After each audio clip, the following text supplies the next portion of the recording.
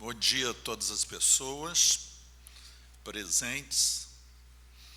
Eu quero iniciar primeiro dando os parabéns, a esse grupo aguerrido que vem conduzindo esse novo campo dentro da universidade, um dos cursos bebês da UERJ, que é a arqueologia, eu acredito que um dos mais novos, e dar os parabéns também por esse evento, pela garra, pela determinação em realizar um evento que a gente sabe muitas vezes, cadê a Júlia, está aí? Muitas vezes a gente sabe da dificuldade que é descobrir os meandros, os caminhos dentro da universidade para poder realizar um evento da proporção, da magnitude desse encontro. Quero também agradecer, especialmente, Júlia, eu estava falando aqui das dificuldades que a gente tem de, às vezes, realizar coisas dentro da universidade, mas que isso não seja impedimento das nossas tentativas, que a universidade se faz assim, São encontros, mas também são muros atrás de muros que a gente tem que derrubar para chegar lá na frente. E daí eu estava dando os parabéns a vocês pelo evento que estão realizando. Agradecendo especialmente a Camila, a Isabela, minha colega de instituto, há algumas décadas, e a Júlia, nova parceira também, pelo convite de estar aqui hoje, mediando essa primeira mesa, o que me dá uma responsabilidade imensa. Eu não sou da arqueologia, eu não sou da arte, eu sou antropólogo de formação, mas deslocado no campo da arte popular, dos artesanatos, dos fazeres e saberes dessa população brasileira, muitas vezes inviabilizadas. E trago uma aproximação muito grande com o campo, uma simpatia, uma empatia muito grande pela questão da arqueologia. Eu trago isso de tempos atrás, sou um pouquinho mais, cheguei um pouquinho antes de vocês aqui, e participei, fui estagiário, trabalhei no Museu Nacional, na etnografia do Museu Nacional durante 11 anos, isso lá na década de 70, início de 80, e convivi muito próximo da arqueologia do Museu Nacional, especialmente com a professora Maria da Conceição Beltrão. Então, trago toda a minha empatia a vocês e quero aqui estar hipotecando o que eu puder fazer dentro dessa universidade para fortalecer cada vez mais o campo da arqueologia. Vocês podem ter certeza que eu farei. Como não antropólogo, como não arqueólogo, e antropólogo sim, eu fico pensando o que eu podia contribuir, além de tudo que eu vou aprender aqui hoje. E eu realmente não encontrei muito a contribuir, a não ser fazer mediação institucional das falas que ouviremos aqui. Mas me lembrei de uma coisa que eu queria trazer para vocês, porque é muito presente hoje. Eu acho que a fala da Camila explicitou isso também, a questão da materialidade das coisas, da cultura material, os tangíveis e intangíveis, e o patrimônio material e o patrimônio imaterial. Isso que às vezes tem sido bastante confundido em algumas instâncias, para algumas pessoas, como é que se separa ou como é que se junta, o material e o imaterial quando a gente está falando de cultura, de arte, de patrimônio. E eu me lembrei de um trecho que, para mim, define com maior precisão o que eu poderia entender como patrimônio imaterial, que é um texto que está contido nesse livrinho, Patrimônio Cultural Imaterial e Povos Indígenas, publicado pelo IEPE, com a coordenação da Dominique Galois. Tá? E lá na página 22, um índio, né, chamado João Tirió, da nação Tirió, ele vai definir, na concepção dele, a questão da materialidade e imaterialidade das coisas, e que, para mim, é assim um mestre, quando se citou aqui hoje a questão dos saberes, dos mestres de saberes, e aí a gente tem um legítimo representante aqui, né, nos dando a honra de estar aqui, né? Eu me lembrei exatamente disso, como esses saberes, por vezes populares, trazem um conhecimento enorme, que nos ensinam muito a nós, como os acadêmicos, né, querendo descobrir, definir determinadas instâncias. E explicando, então, a questão do material e imaterial, o João Tirió diz o seguinte: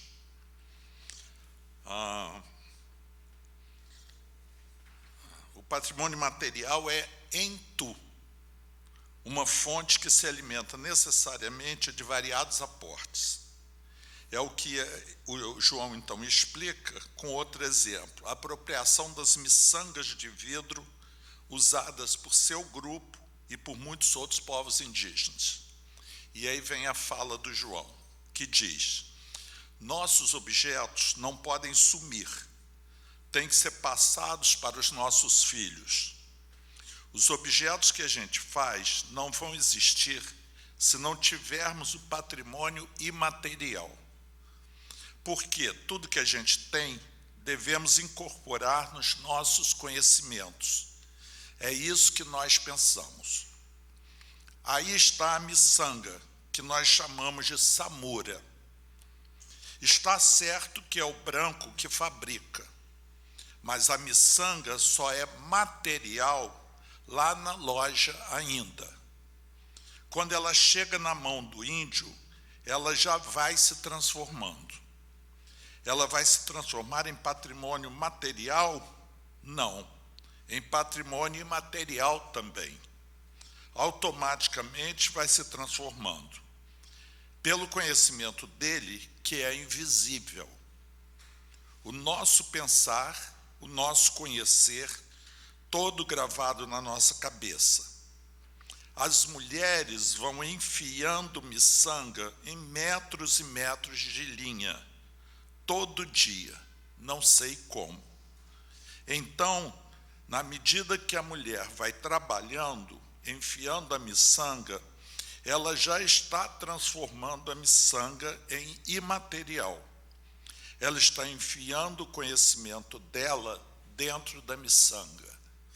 E isso, para mim, é a definição mais completa que eu conseguiria ter, né, ouvir e transmitir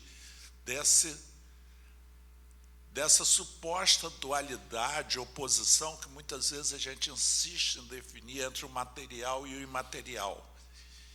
E foi preciso o João chegar e explicar para mim que o material e o imaterial se constituem numa coisa única a partir do significado atribuído dentro de uma determinada cultura. Era a mensagem que eu podia trazer para vocês, arqueólogos e aprendizes de arqueologia, futuros feiticeiros desse campo. E para falar, a palestra de hoje não é minha, para abrir essa mesa temática, que tem como título Aspectos Tangíveis e Intangíveis dos Saberes Tradicionais, eu convido, então, Lucas Antônio da Silva.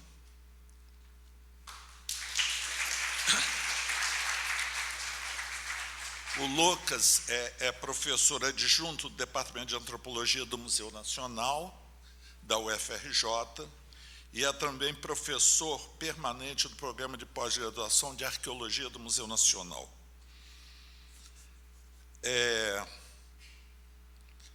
Sua apresentação tem como título Joga Fora no Rio, um estudo arqueológico do descarte de resíduos de peixe em uma comunidade de pescadores. Convido também a Lilian Panachuk, do Departamento de Antropologia, A Lilian é do Departamento de Antropologia e Arqueologia da Federal de Minas Gerais e coordenadora do grupo do GT Gesto, do CNPq e Grupo de Extensão. A apresentação da Lilian tem como título a produção cerâmica e a criação de vínculos, conexão relacional entre pessoas, coisas e territórios. A terceira apresentação de hoje, eu convido para cá para a mesa, é de Isabela do Nascimento Frade,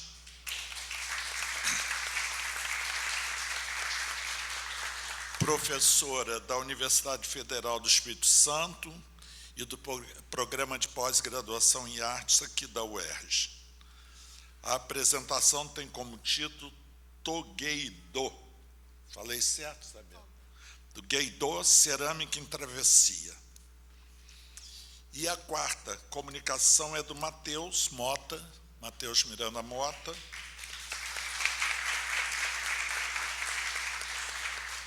que é doutorando do Museu de Arqueologia e Etnologia do MAI, da USP. A apresentação do Matheus tem como título Para além da tecnologia do consumo, por uma arqueologia dos ofícios artesanais. Nós temos um horário até meio-dia a cumprir. Então, eu vou pedir aos colegas que usem uns 15 minutos de fala, né, para dar tempo ainda de uma conversa no final. Passando assim uns 15 minutos, eu vou começar a olhar com cara feia para vocês. Aí vocês já entenderam o que é. Porque a gente tem esses papeizinhos também que a gente vai passando. Né? A turma aqui está organizadíssima, facilita muito a mediação de mesa. Então, eu vou começar com a ordem que me deram aqui, passando para o Lucas a palavra, então. Tá? Bom, gente, enquanto vai ligando aí o projetor, um bom dia a todos e a todas. Inicialmente, eu queria dizer que é uma satisfação muito grande estar aqui na UERJ. E, claro, inicialmente também começar agradecendo a Camila. Onde está a Camila? Ah, ela está lá fora. Bom, enfim, registrado aqui o agradecimento a ela pelo convite. É uma satisfação muito grande estar aqui, compartilhando essa mesa com os colegas.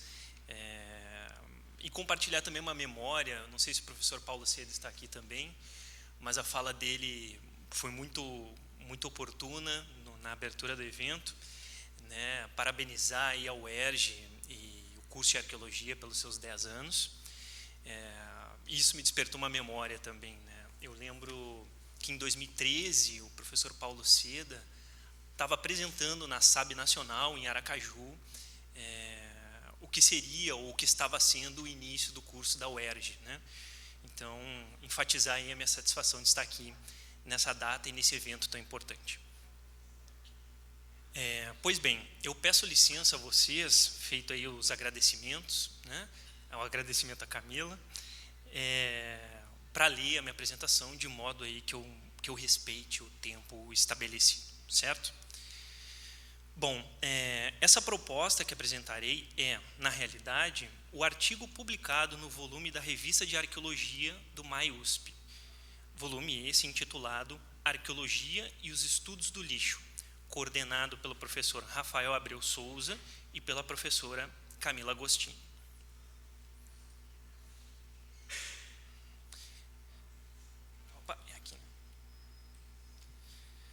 O estudo das comunidades pesqueiras no Brasil é um fenômeno antigo e que se desenvolveu através de diversos campos científicos, seja nos textos clássicos da socioantropologia da pesca ou, no caso da arqueologia, com os estudos iniciados a partir do século XIX, sobre as populações pescadoras associadas aos sambaquis.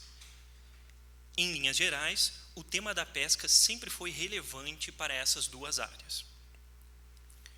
Por meio de um longo trabalho etnográfico na comunidade da Barra do João Pedro, observaram-se algumas práticas de descarte de objetos de diferentes naturezas, tais como artepescas estragadas, refugos de material de construção, utensílios domésticos e resíduos orgânicos. Considerando o descarte como uma prática relevante para a comunidade, essa apresentação percorrerá uma narrativa sobre o descarte de resíduos de pesca, mais especificamente dos restos orgânicos procedentes do processamento do pescado após as pescarias. A proposta aqui se vincula à ideia de uma etnografia arqueológica, ou uma etnoarqueologia. Um número significativo de autores, tal como vocês observam em tela, e outros tantos, claro, propõem diferentes visões, por vezes complementares, dessa interlocução entre etnografia e arqueologia.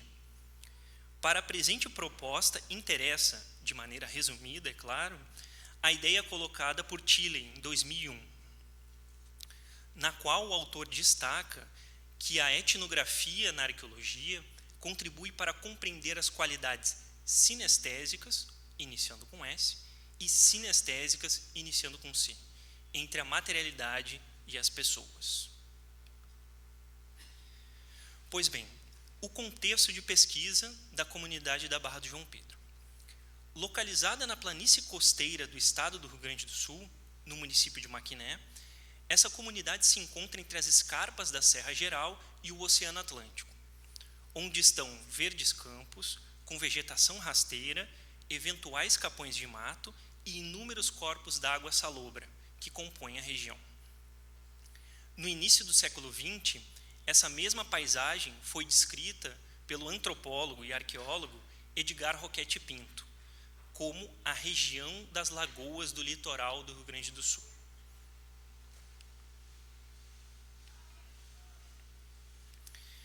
A pesca desenvolvida na região é a comercial de pequena escala, organizada ao redor do núcleo familiar e com uma divisão de tarefas por gênero e lugar.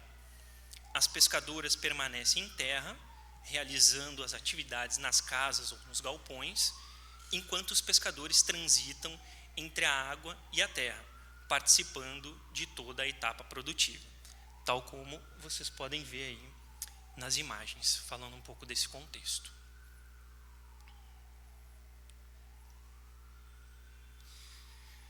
Bom, seguindo o fluxo das evidências materiais, o descarte no rio. A prática do descarte de coisas na água revela algumas particularidades da relação dos pescadores com o processamento do pescado e com as qualidades materiais da própria água. Processar o peixe, ou, nos termos locais, limpar o peixe, é uma prática produtiva desenvolvida em terra e que envolve pescadores e pescadoras. Etapas como abrir a barriga dos peixes, retirar as vísceras, limpar a parte interna, costumam ser comuns a praticamente todas as espécies pescadas na comunidade. O resultado da limpeza do pescado é, de um lado, o produto a ser comercializado, a carne do peixe, e de outro, as vísceras dos peixes que serão descartadas. Segundo os pescadores, lidar com esses resíduos é importante para manter a higiene dos locais de limpeza e armazenamento do pescado. Historicamente, o descarte desses resíduos de pescado é realizado no rio que passa ao lado da comunidade. Os veteranos, pescadores mais velhos, relatam que o descarte no rio já ocorria na geração de seus avós, mas, dado o volume menor de pescado que era processado, esses resíduos não eram uma preocupação recorrente, principalmente pela pouca comercialização de pescado à época. Nessas memórias relatadas pelos pescadores, há uma particularidade interessante: o fato de que o pescado, naquela época, era processado e vendido embaixo da ponte. Isso ocorria porque os peixes eram mantidos vivos em gaiolas, e apenas no momento da comercialização que o pescador os processava para o freguês. Como tudo ocorria embaixo da ponte, à medida que o pescador conduzia a limpeza do pescado, já descartava os resíduos no rio, deixando que o próprio rio se encarregasse do destino desses restos. Um aspecto que contribuiu para a individualização do espaço de tratamento dos peixes, ou seja, a criação dos galpões de pesca e o deslocamento desse local de limpeza, né, passando da ponte para esses galpões, foi o surgimento dos primeiros equipamentos de refrigeração elétrica, os freezers. A partir disso, já não era mais necessário manter os peixes vivos ou limpá-los apenas no momento da venda. Com os aparelhos de refrigeração, os pescadores puderam armazenar e comercializar o pescado com restaurantes da região e individualizar seus espaços de processamento de peixe. No entanto, no ambiente fechado desses galpões, os pescadores passaram a se preocupar com problemas de higiene, decorrentes, é claro, da presença desses resíduos. Anteriormente, como toda a etapa produtiva de limpeza do pescado era realizada embaixo da ponte, todos os resíduos eram descartados à medida que o peixe era limpo. Como os locais de processamento do peixe se distanciaram do rio, os pescadores passaram a depositar todo esse resíduo em uma caixa e, em seguida, terminado esse processamento do peixe, eles embarcam essa caixa nas embarcações e realizam o descarte no rio.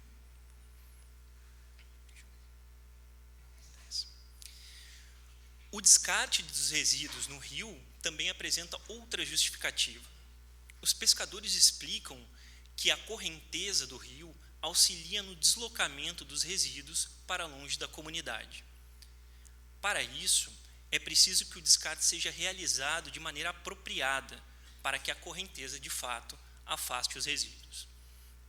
Nesse sentido, os pescadores costumam posicionar a embarcação no centro do rio, onde a correnteza é mais forte, e ali realizam o descarte, apontando que nas margens a água costuma ser mais calma e, com isso, há uma tendência ao represamento dos resíduos, especialmente por conta da vegetação aquática.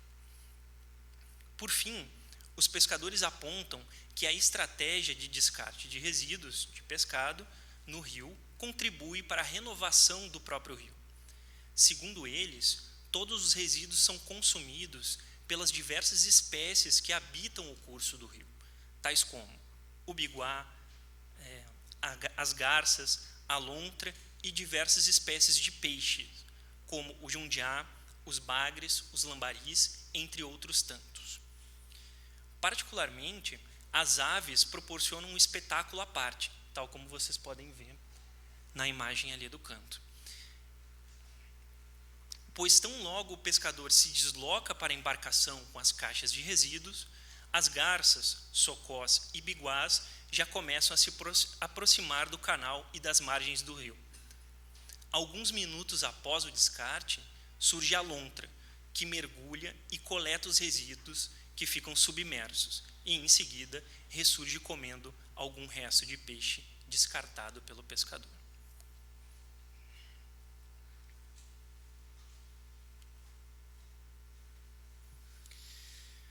Pois bem, o fluxo do rio e dos materiais.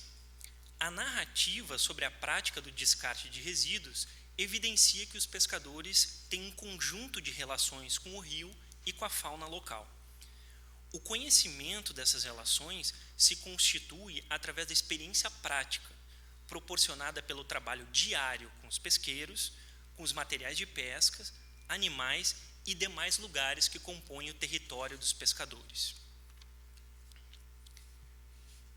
O conhecimento da hidrodinâmica local é um fator decisivo para a prática do descarte de resíduos de pesca.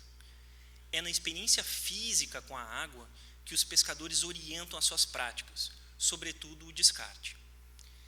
Saber da ação da correnteza, explorar a dinâmica do rio, conhecer a ação dos resíduos sobre a fauna local, são fenômenos que decorrem da prática cotidiana e da experiência dos pescadores ao longo do rio. Esse processo de incorporação do rio ocorre através das suas qualidades materiais, tais como o seu cheiro, sua coloração e principalmente o seu fluir, que possibilitam a experiência do pescador por meio de seu corpo.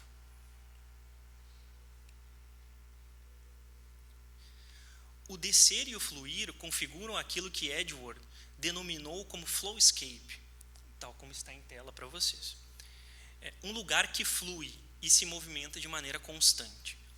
Os pescadores, em suas narrativas e práticas, demonstram que o descer e o fluir são aspectos essenciais para o descarte de resíduos de pesca. O movimento do rio afasta os restos de pescado e, ao mesmo tempo, proporciona a alimentação de outros seres que o habitam, ressaltando assim o componente relacional da vida na pesca artesanal.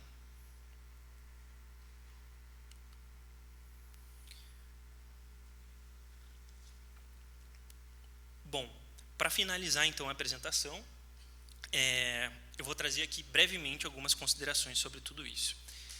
Em resumo, por meio da etnografia conduzida na comunidade, foi possível observar a importância do descarte de resíduos como uma etapa produtiva do processamento do peixe, mas também como uma prática associativa de diversos fenômenos, como a correnteza do rio, os outros seres que consomem os resíduos e a solução para os problemas de higiene dos galpões de pesca. Alia-se a isto a importância do rio como um lugar de agenciamentos entre diferentes seres e materialidades. O tratamento que os pescadores dão para os resíduos de pesca é um dos segmentos da vida material da comunidade e, nesse sentido, entende-se que existem outros tipos de resíduos e formas de tratamento que ensejam práticas distintas.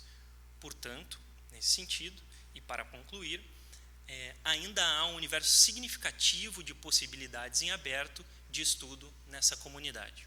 Muito obrigado.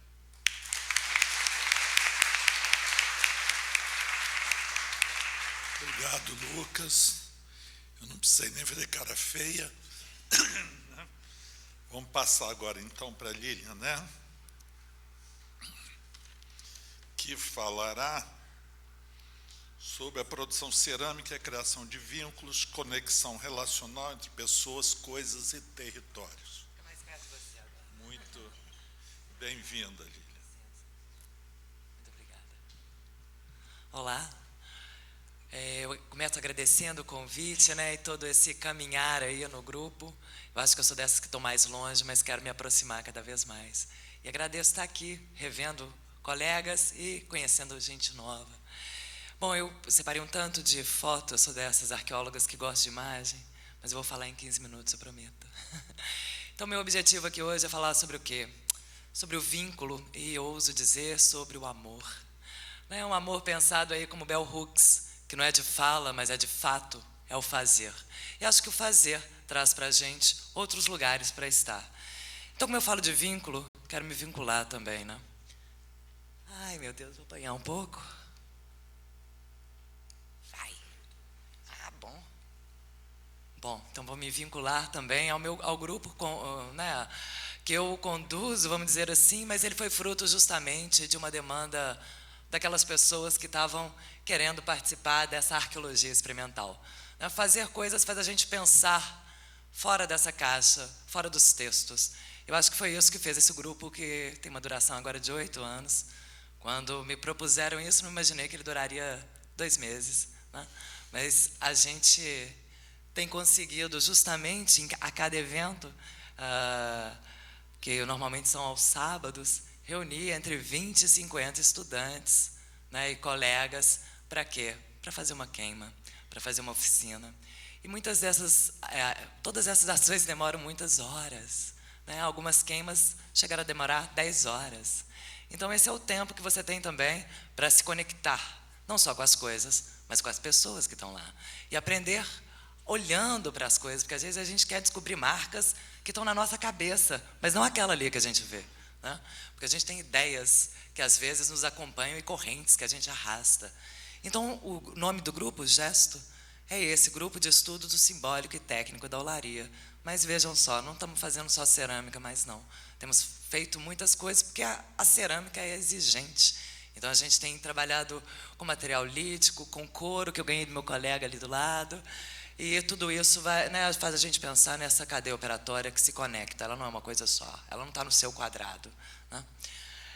E como, né, a gente sempre precisa dessas maestrias, né, Magela? A gente também. Então, essas são duas pessoas que nos acompanham. Laila Kieruf, ela é brasileira, uma pesquisadora ceramista e que, né, vai em todas as nossas queimas e nos orienta.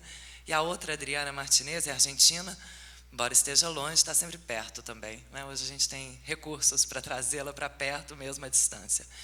E foram essenciais essas mulheres para que a gente pudesse construir nossa área de queima.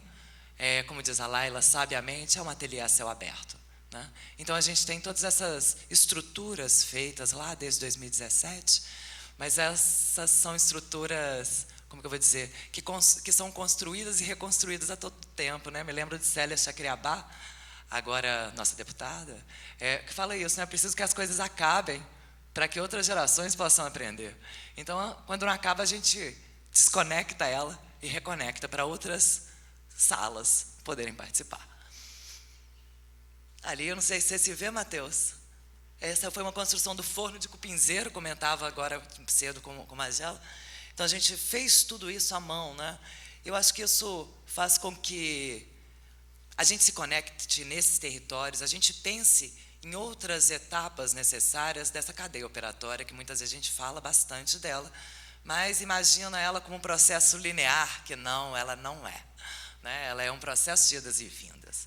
Então, aqui nosso espaço é um espaço a céu aberto. Ele é também um espaço itinerante, a gente tem construído esses fornos em outros lugares, em comunidades, em outras escolas. Aí foi a primeira vez que a gente construiu fora da nossa área, 2018, na Escola de Belas Artes, lá da própria UFMG.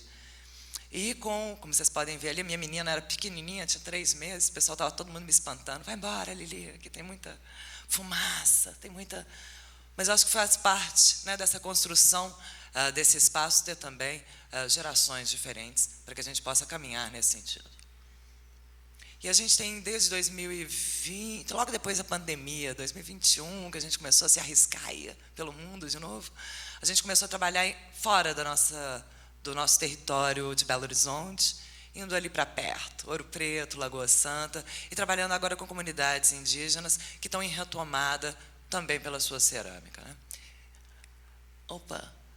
E isso, né? Eu acho que essa foi a primeira grande fornalha que a gente construiu. É um forno de tiragem direta. A gente colocou nessa uma vez 573 peças. O forno caiu, mas nada de mal aconteceu. Não precisa ficar preocupado, não. Eu acho que quando eu falo de amor ou vínculo, né? Eu acho que tem a ver com essa intimidade que é gerada ao fazer coisas. É difícil dar pitaco ao fazer a comida aquela pessoa que só sabe comer, né? Ela, tem lá a sua utilidade, mas ela não consegue falar de processos porque ela não sabe fazer isso. Aqui também, né? Amassar o barro, pensar nessa produção, dá para a gente uma intimidade, que é também uma intimidade com materiais, com aumentar a mão, né? Como eu costumo brincar, fazer com que a mão trabalhe com o instrumento. Às vezes eu olho algumas mestras trabalhar e falo, tá só a mão dela. Não, tem um instrumento ali. Porque parece tão cibernético, né? Como diria Donna Haraway. E esses objetos não são só objetos. Aquele primeiro objetinho ali, aqui, na mão de Dona Isabel, ela justamente me mostrava que a faca e essas sementes foram dadas para ela pela Dona Hortência, faleceu em 2021, quando a Dona Hortência foi mestra dela, falou, agora você ficou boa, Isabel, eu vou te dar isso aqui.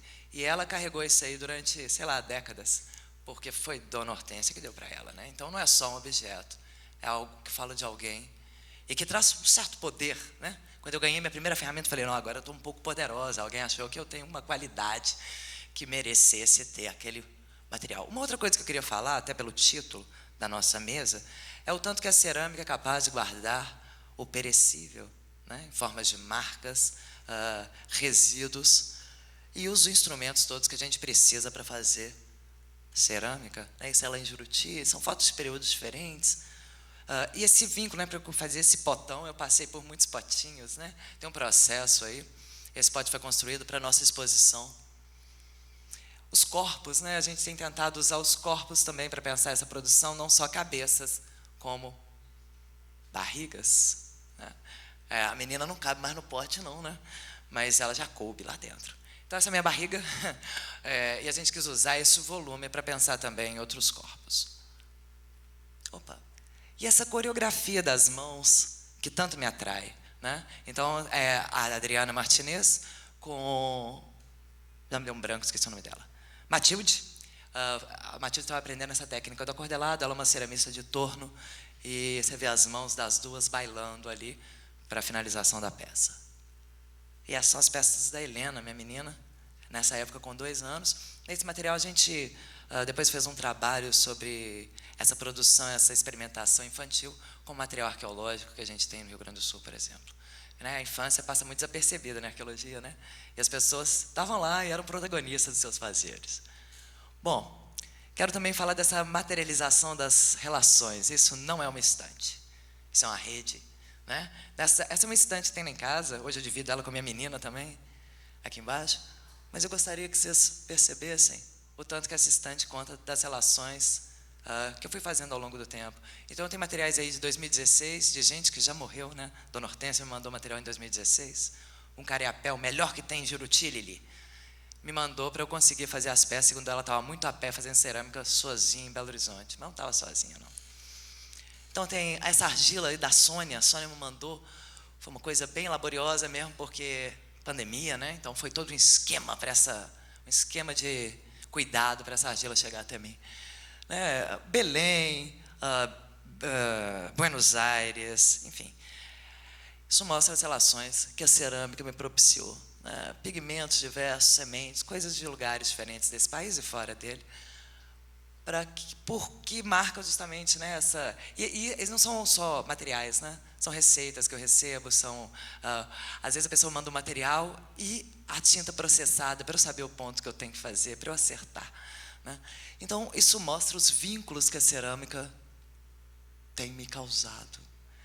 Não quero terminar minha fala sem falar da queima. Queimar a lenha é um processo, muitas vezes longo, pode ser um pouco mais rápido, mas então eu queria contar um pouco isso, né? O que é ficar com as pessoas de 8 da manhã às 8 da noite, né? Todo mundo se preocupando uns com os outros. E aí vou até fazer já que a gente está aqui na arqueologia, pensar nisso. Como que, às vezes, a leitura que pesquisadores fazem sobre as pessoas não vão nem no banheiro quando estão queimando. Não dá tempo, né? Tem um foco ali tremendo. Às vezes as pessoas esquecem de beber água, né? Se alimentar, porque o foco é outro. E se você errar ali, não tem como voltar para trás e consertar às vezes. Já era, perdeu a peça. Então, há um envolvimento. E aqui é bonito, eu gosto muito dessa foto do Daniel. Ali está a Laila, que era a professora de Alissa. Então, para vocês verem como que essas relações falam também de negociações que a gente tem que fazer. Onde a gente vai pôr a peça? Onde ela aguenta? Como vai ser a lenha? Quanto tempo? Então, só pergunta, a gente faz queima de fogueira, de todas as técnicas a lenha que vocês possam pensar. Então, todas essas negociações entre pessoas, peças, fogo e também oferendas, né? Eu sou ateia. Quando a Adriana falou para mim da oferenda, eu levei muito a sério, obviamente, mas logo depois ela me mandou um WhatsApp falando: olha, jamais se esqueça, você tem que colocar, né, uma oferenda para o fogo, porque é a primeira alimentação que ele recebe, e depois você vai alimentá-lo de novo. Então, como que essas relações... Ali tem várias pessoas de lugares diferentes, Armando, ceramista de Jequitinhonha, Márcia Cel, professoras da UENG de artes, enfim, tem reunido muitas pessoas, diversas pessoas com experiências diferentes sobre a queima. Essa foi uma das queimas de uma peça grande que a gente fez. Até falava com Magela sobre essa coroa de fogo que os Chacriabás me ensinaram, depois de eu ter quebrado 6 peças dentro do fogo. Esse cara com dó tremenda de mim falou: não, a gente vai te ensinar, garota, vai ficar melhor. E ficou mesmo. Então, ali vocês têm uma noção de tempo, né? Nós começamos às 7 horas da manhã esse dia, fomos até às 8 da noite, aquele último fogo ali. Valeu a pena. A peça é essa aí que saiu do fogo. Foi uma peça única, tinha peça dentro dela, mas ela é 80 centímetros de altura. Ela teve algumas trincas por causa da temperatura do museu, baixa muito. Eu não tinha nada, eu estava grávida, então as pessoas também estavam preocupadas em pegar coisa, eu não podia fazer muita coisa. Mas fiz, né? E depois a gente quebrou ele de propósito. Porque eu acho que eu tenho descoberto uma outra coisa, a gente da arqueologia sabe um pouco isso, mas o caco tem potência, né? Ele não precisa estar inteiro para ele ser revelador, não. E às vezes quebrado é melhor, não certo? Eu não vou passar a quebrar pote inteiro, não, pode ficar despreocupado. Mas o caco tem muita potência, mostra para a gente coisas que a gente não vê no pote inteiro. E essa exposição que a gente fez, todas essas peças foram feitas por nós. Então, a exposição hoje do museu foi inaugurada em 2019, exposição permanente. E essa coisa do vínculo, né? Nós fizemos todas as peças na minha casa, na varanda da minha casa. Então, era outra oportunidade de um vínculo maior entre essas pessoas. Elas almoçavam na minha casa. Enfim, foi muito saboroso também, imagino, para nós 4. Então, eu, Thalita, Alissa e Laila. Uma outra coisa que eu quero falar do vínculo, todo mundo aqui sabe, né? Recipiente é importante, né? Para encher e esvaziar. Isso forma vínculo também, né? A comensalidade. Então, a função do pote é o vazio do pote, né? E através desse vazio, a gente enche, esvazia, torna a encher, né? Então, acho que essa comensalidade também é de importância para a gente pensar no vínculo que a cerâmica é capaz de nos causar. Vai, Traquinho. E nós também, a gente faz comida lá na nossa área de queima, pão. Você vê, o tempo é longo e aí, como são várias pessoas envolvidas, essas tarefas também são distribuídas nesse sentido. Esse cara parece meu pai, mas é o Ulisses, meu colega. Isso, né? Uma outra coisa que eu quero deixar aqui, pensando no Otávio Paz, as coisas são belas e úteis, né? Muitas vezes a gente, latino, ocidental, ocidentalizado, acha que o belo tem que ser só belo, né? Mas a beleza às vezes está justamente na utilidade que as coisas têm. Eu estou me encaminhando para o final, não sei quanto tempo que eu tenho, mas acho que eu estou em tempo, né? Não me olhou com a cara feia ainda. Então, por fim, eu quero trazer isso também. Então, para que a gente está experimentando? Para pensar de outro jeito. Para pensar que as coisas, por exemplo, pensar em fungicida na cerâmica, né? Muitas vezes a gente da arqueologia passou décadas aí sem pensar que precisava disso. Pensar em ceras de abelha, em resinas, em coisas que não necessariamente perduram tanto tempo quanto o caco cerâmico, mas elas são essenciais para a gente pensar na funcionalidade dessas peças, porque um recipiente não pode vazar, né? Senão ele tem outra utilidade, pode ser um coador então, mas ele precisa conter o líquido, e para isso é preciso muitas ações e outros elementos para que isso dê certo. Então eu queria trazer um pouco dessa arqueologia mais tradicional, vamos aí, para a gente pensar, né, nessas marcas. Essa peça eu conheço ela há muito tempo. É uma peça de Guatama, está lá no nosso museu há um tempão. Quando eu conheci ela, eu lembro do André Prus, falou para mim, sabe como é que foi queimado isso? Eu falei, não, sei não. Ele falou, é simples, fizeram um tripé, ela estava de cabeça para cima, né, a boca para cima, e queimaram ela. Eu falei, beleza, foi assim mesmo, estou vendo até a marca. Não acho isso mais, né? Olhando essa peça de novo, falando, foi isso não, gente. Pelo amor de Deus, a marca está falando outra coisa o tempo todo, mas a gente inventou uma história que não tem nada a ver com a marca. Comecei a conversar com as ceramistas, a experimentar, já tinha queimado uma peça desse tamanho, olhamos a marca, falei, engraçado, né? Ela aponta para outro lugar. Ela aponta para cima, como que isso ia estar um tripé que todo mundo fala aqui, como se fosse uma verdade. Parecia até que eles estavam lá. Não, mas hoje eu tenho uma ideia diferente para ela. Que ela precisa ser emborcada para essas marcas acontecerem dessa maneira, né? Parece uma coisa periclitante emborcar uma peça dessa. É só porque a gente não tem intimidade com ela, mas ela não é uma peça difícil de emborcar, não. E as marcas mostram isso. Então, isso é que é fundamental, porque a gente está contando uma história que não tem a ver com a marca que a gente vê, mas com uma história que está na nossa cabeça. Então, eu acho que com isso a gente tem que romper também, né? E começar a pensar no que elas contam de fato. Isso, né? A cerâmica é capaz de trazer o perecível através de suas marcas. Essa é uma peça de Oriximiná. Não sei se está tão claro, gente, me desculpa, mas aqui tem uma marca de cestaria impressa nela. Eu acho que ali está melhor do que me desculpem por isso. Mas é uma cestaria, né? Então mostra coisas que já acabaram. Envernizar, passar resina, essa é uma resina de jatobá que eles estão passando. O Levi e a Isabel, acho que em 2009, é a resina do jatobá. Ele é altamente inflamável, então se elas param de fazer isso, ele começa a inflamar de novo, da bolha, ferve, como eles chamam, e aí ela dá cheio de bolinhas. Eu só consegui fazer isso aí, nunca consegui fazer diferente, porque tem a ver com velocidade, é uma técnica muito requintada. quando elas... Eu não trouxe uma peça, porque vinha de Belo Horizonte, foi difícil, mas quando parece um verniz líquido, não parece que foi feito dessa maneira, dada a qualidade do trabalho.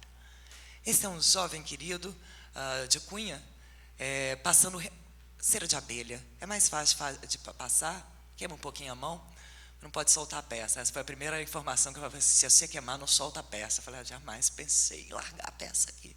E a gente vê isso na arqueologia brasileira, né? Eu tenho pelo menos umas 5 peças que eu conheço que tem resina. E a gente está fazendo análise junto ao Lacicor. Então, mais um exemplo de folhas aí, bem recente.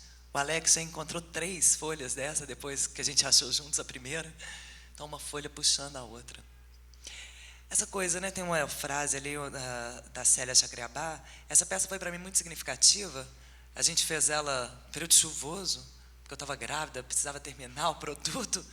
E ela dependeu disso, né? Então, as meninas foram lá para casa, a gente fez as tintas, passamos essas tintas em conjunto.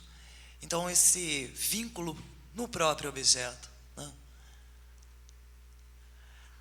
Esse é uma foto da SAB, de 2019. Isso foi interessante, a gente estava fazendo... Eu tinha levado minha menina, ela tinha 1 ano, estava na Sabinha, e eu fazendo uma oficina, então muito apressada, muito ansiosa, mandando em todo mundo, né? Dada a minha... Faz isso, faz aquilo, queria que tudo acabasse rápido. Aí a Pietra, que é uma intelectual indígena purinã, fala para mim: vocês vão mexer com esses elementos tudo e ninguém vai pedir licença para nada. Falei: opa, errei de novo, né? Como que eu esqueço desses vínculos, né? Aí pedi para a Pietra e ela, gentilmente, né, ela falou comigo: tudo tem dono, parece que você não sabe isso. Falei: a gente sabe, esquece, né? É uma tristeza. Mas ela pediu para a gente essa licença. E a partir de então a gente não esqueceu mais, não. Pelo menos eu acho que não, né? Então é isso, né? Eu acho que a queima gera uma transformação que não é só na peça, é na gente.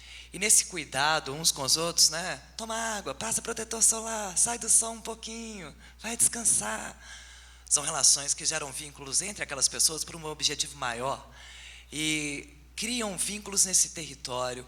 E com coisas com substâncias, fenômenos, elementos, né? O fogo é uma coisa incrível, né? É muito familiar e às vezes para a gente urbano é muito medonho. Eu venho isso com meus estudantes também, que às vezes são mais melindrosos para chegar perto do fogo, não é? Mas aos poucos a gente vai conhecendo ele melhor, entendendo a transformação e aprendendo a falar com esse fogo também, né? Eu acho que ele faz parte desse vínculo que a gente pretende. Essa é uma citação de um artigo que a gente publicou em 2002. Eu acho que ele fala muito do movimento que o Gesto quer fazer. E um movimento que quer fazer isso, né? Mudanças nessa ciência que a gente pretende. Essa foi a fornalha, né? Foi a primeira grande peça, grande forno que a gente construiu. As meninas preferiram chamar ela de Glória. Nossos fornos sempre têm nome, todos eles, sempre. São pessoas também. E... só mais um. E é isso, a gente aprendeu. Então, todas as vezes que a gente faz um fogo, essa é a Bibi, que é uma indígena Borum-Crém, com o cacique Danilo, que também é Borum-Crém, acendendo fogo para a gente à moda tradicional, com arco e broca, e pedindo as licenças necessárias para que a gente pudesse fazer o trabalho e o fogo ajudar a gente. E esse é o nosso contato lá do grupo. Eu agradeço e peço desculpa pelo tempo esgotado. Obrigada.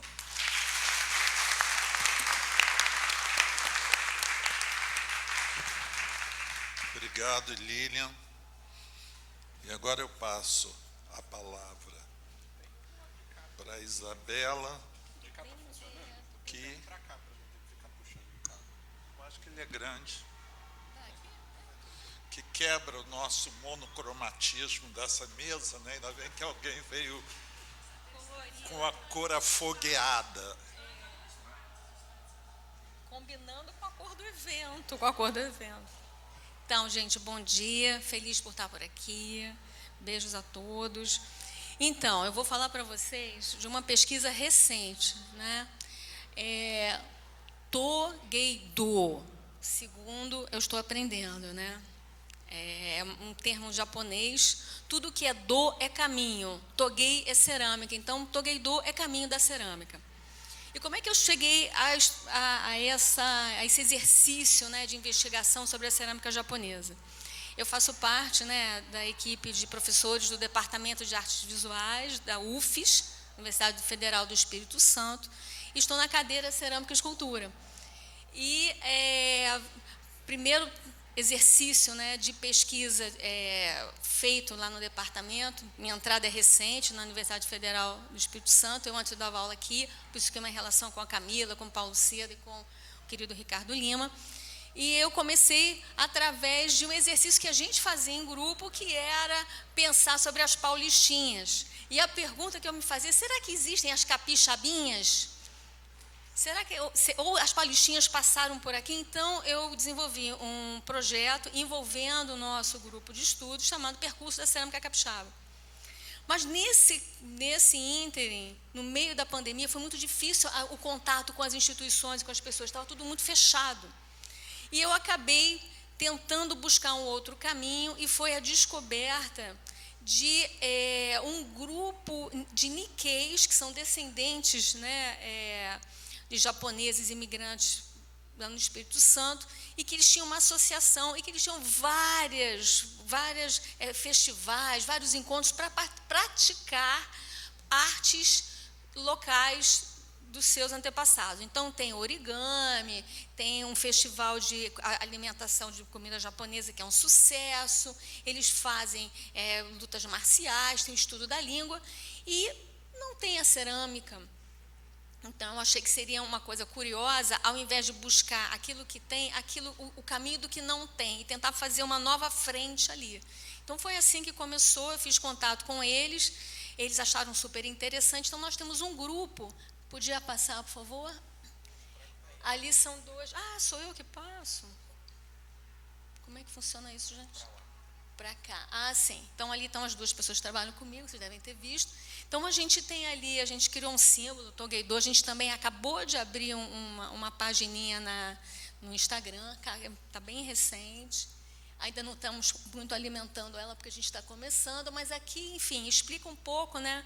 A gente acabou conseguindo o apoio da FAPES, e com esse apoio a gente está conseguindo também reequipar o laboratório de cerâmica.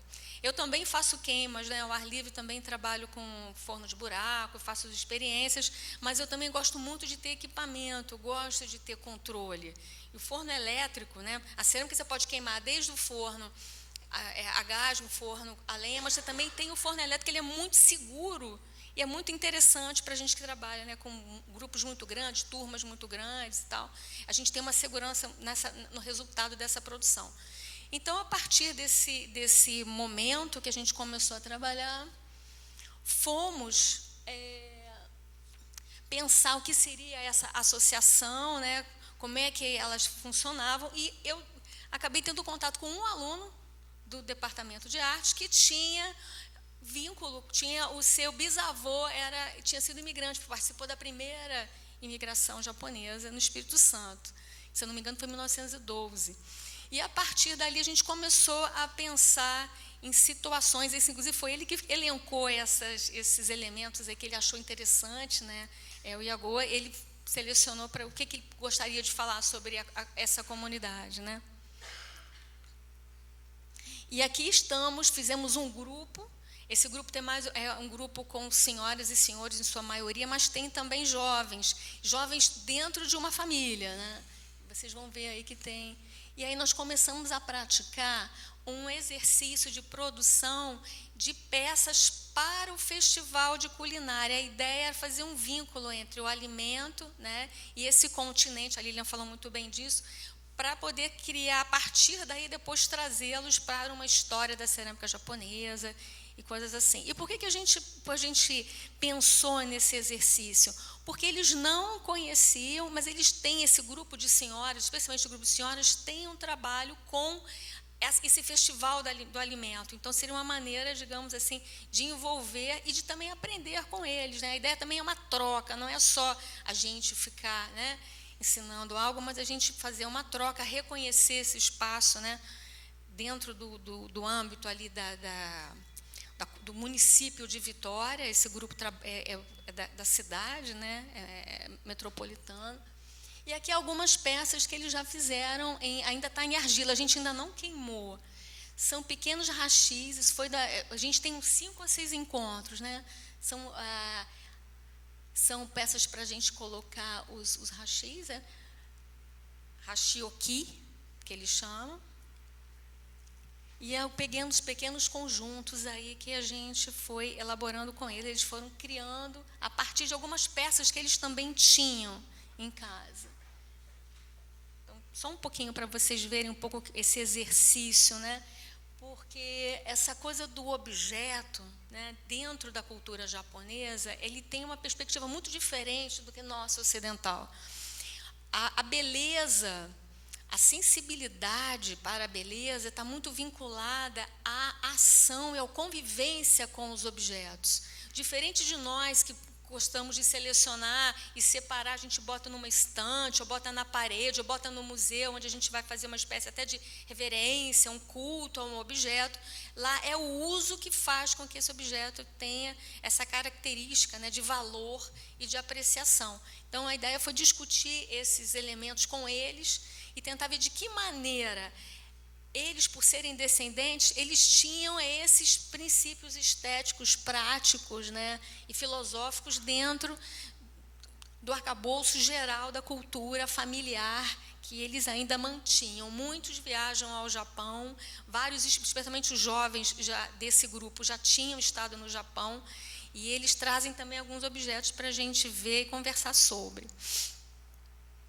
Estou passando? E aqui, gente, já é em outro âmbito, então a gente está nesse exercício. Já é outro levantamento que a gente está fazendo, porque ao mesmo tempo, olha que curioso, que a comunidade Nikkei, descendente de japoneses, não tem essa prática da cerâmica, não estuda, não reconhece, né? É o que a gente está podendo averiguar agora, e a gente está introduzindo alguns conteúdos da própria cultura japonesa dentro desse grupo. No Espírito Santo é um estado onde tem vários ceramistas. Eu já estou fazendo um levantamento, estou fazendo um mapa da cerâmica capixaba, e eles têm pelo menos 150 reconhecidos ceramistas, né? Só na cidade de Vitória tem mais de 120, e eles praticam vários exercícios técnicos de origem oriental, chinesa ou japonesa. Então, aqui a gente tem o forno de Haku, não sei se vocês já ouviram falar, Haku, que é uma queima super interessante, porque você tira a peça incandescente de dentro do forno e você faz um choque térmico, você coloca ela dentro de um grande bacião, joga lenha ou folha ou resíduos para poder fazer, e depois você tampa para fazer uma redução, você tira o oxigênio desse ambiente, a cerâmica escurece, e os esmaltes criam colorações super interessantes, e o processo é muito assim, incrível, é apaixonante. Você passa uma noite fazendo essa queima. Queima é uma coisa longa, e é uma coisa que assim, o fogo ele hipnotiza, né? Ele tem o encantamento dele. Se a gente fizer algumas oferendas, mas ela estava me lembrando, não esquecer de dizer que os japoneses fazem oferendas ao fogo, né? Assim como os nossos indígenas, eles fazem também, eles reconhecem como uma divindade, a divindade do fogo, né? Mas aqui entre nós é só um exercício, digamos assim, até alguma coisa de lazer. Tinha gente que não era ceramista, estava ali curtindo e tal. Então é uma coisa interessante que virou uma espécie de prazer, né, assim, comum das pessoas fazerem esse tipo de vivência com a cerâmica. Então é em Pedra Azul, no interior do Espírito Santo, uma região muito bonita. E aqui, já em outra localidade, próxima a Guarapari, na praia de Meiaípe, tem esse ateliê, o Ateliê Bi, e ela acabou de construir, esse é o primeiro, segundo ela, a Bianca Vidal, que é a artista, né, é o primeiro forno anagama do Espírito Santo, que é um forno muito primitivo, em japonês quer dizer forno de buraco, e ele funciona como um grande canal no qual o fogo vai produzindo cada vez mais calor, porque ele vai acumulando no final do forno e vai saindo pelo topo, né? Então, aqui vocês vão ver, esse é um ceramista de São Paulo, é o Makoto Fukuzawa, ele está montando o forno, então ele veio para fazer esse processo, para ensinar, né? Então, eu participei dessa, eles fizeram uma oficina, eu participei, para documentar também essa experiência, né?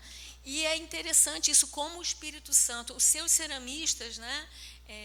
Pessoas que têm uma formação, às vezes não de artes, mas que foram uma formação técnica, mas que estão produzindo cerâmica, uma cerâmica comercial, é uma cerâmica, digamos assim, de um gosto médio, que frequenta as nossas casas, podem ser nosso serviço de chá ou cafezinho, e eles vão buscando essas práticas, mas sem também fazer o vínculo com a questão cultural. Da onde vem esse forno? O que ele significa? O que é? E uma coisa importante que o Makoto colocou quando ele, né, para o grupo, né, falou: olha, é importante a gente lembrar que nós não somos japoneses. E olha que ele tem bem assim o perfil, né, físico, né? Ele falou: nós não somos brasileiros, a gente tem que lembrar disso, porque às vezes a gente está fazendo de conta aqui, né, e não é bem o caso, é uma experiência técnica, puramente técnica. E aqui já é uma outra localidade, a Ibiraçu, e onde existe um mosteiro zen budista, e lá eles também têm uma escola de cerâmica, já vinculada já com os princípios filosóficos do Zen, e eles estão ali construindo nesse quadro do meio o artesão de Cunha, o Alberto Cidraz, ele é muito conhecido, ele é um dos introdutores do forno de alta temperatura no Brasil, veio fazer um forno aí já com outro princípio, né, que é aquele ali já funcionamento ali, é um forno Fênix, é um forno que vem dos Estados Unidos. E ele queima muito rápido e leva, não sei se vocês conseguem ver a chama lá em cima, tá vendo? E isso aí tem mais de 3 metros de altura, então é uma fornalha assim imensa, uma caloria assim. E lidar com isso, né, construir isso como um aspecto econômico, porque eles querem valorizar. É interessante que no mosteiro é um trabalho, resultado. Aqui vocês estão vendo a oficina, eles têm 9 alunos da comunidade, é um projeto feito para a comunidade de Ibiraçu, e eles estão ali num processo de formação de, digamos, uma mão de obra especializada. E eu estou fazendo esse levantamento tentando estudar. Então, olha que interessante como é que a presença japonesa vem em diferentes movimentos, né, dentro do estado do Espírito Santo. E aí, pessoal, e a gente vai se perguntar hoje, né, o que é... Ai, não acredito que alguém vai me ligar e eu abaixei o som. Peraí, gente, perdão. Spam total. O que é esse amor às coisas do Japão, né? Não sei se vocês lembram, mas a gente vai ter aí no final do século XIX, comecinho do século XX, você vai ter o japonismo, a gente tem essa influência na arte, né? Vocês vão ver ali nos quadros de Van Gogh, toda essa impregnação que vinha pela abertura do Japão ao comércio, né? Com os Estados Unidos e com a Inglaterra. Então, você vai ter, desde esse período, você vai ter essa coisa do Oriente como algo, né? Esse orientalismo como algo curioso, algo que o ocidental gosta de absorver para ser algo exótico, ser alguma diferença, mas a gente tem que lembrar que isso pertence a alguém. Então, a pergunta que a gente tem que fazer é assim, tem pertencimento, as culturas têm pertencimento, a gente pode se apropriar de algo, né? Como que a gente deve se apropriar de algo? São perguntas éticas, por isso que eu achei interessante trazer para cá, porque eu quero conversar com vocês, como pesquisadores, como é que a gente lida com isso, né?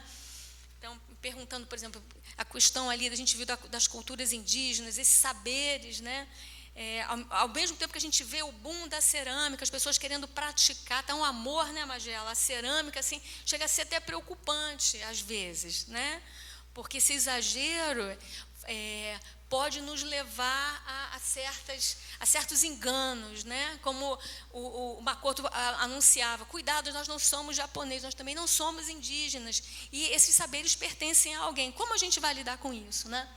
Então, aqui a ideia para a gente perguntar, né, como o percurso japonês seguiu em direção ao mercado globalizado, nessa oferta multilocalizada, quer dizer, você vai ter pessoas que praticam a cerâmica Haku nos Estados Unidos, na Austrália, na Finlândia, no Canadá, às vezes de uma maneira muito mais intensa do que o próprio Japão. Quando a gente vai levantar a história do Haku, você vai ver que o Haku é uma família né, de ceramistas. Isso é uma coisa milenar, ou seja, eles já estão na 11ª dinastia, e eles vão dizer: o que vocês fazem não é Haku, nós somos Haku, é uma família.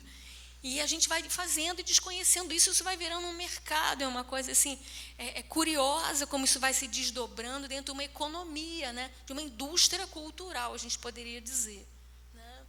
E a hierarquia da cultura, porque o que a gente viu que a Lilian mostrou, essa cerâmica de tradição nossa, né?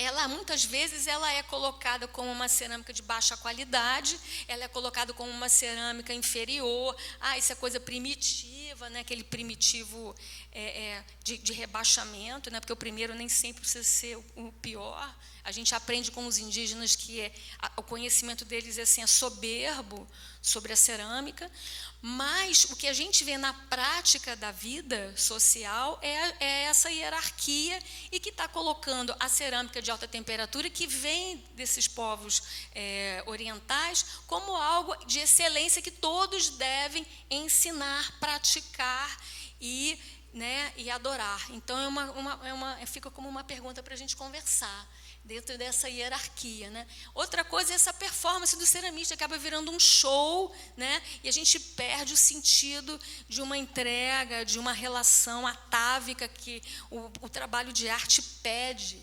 Né? E a gente pensar também como é que isso pode se relacionar com as tramas, né, que são feitas para os povos descendentes de imigrantes, né? Quem são eles diante desse Brasil que se questiona sobre a sua identidade, sobre a sua racialidade? Como é que ficam esses saberes? Então, são questões que eu trouxe para a gente conversar, tá bom, gente? Mas é isso, tá? Espero ter respeitado aí, já me vieram aqui com 5 minutos, tá bom? Obrigada aí pelo tempo da escuta de vocês. E aqui, deixa eu só colocar aqui os meus colaboradores, o Iagô e a Gabriela Gava, Luiz Iagô, tá? Aqui é o nosso projeto Togeidô e o meu e-mail, quem quiser conversar, estamos aí.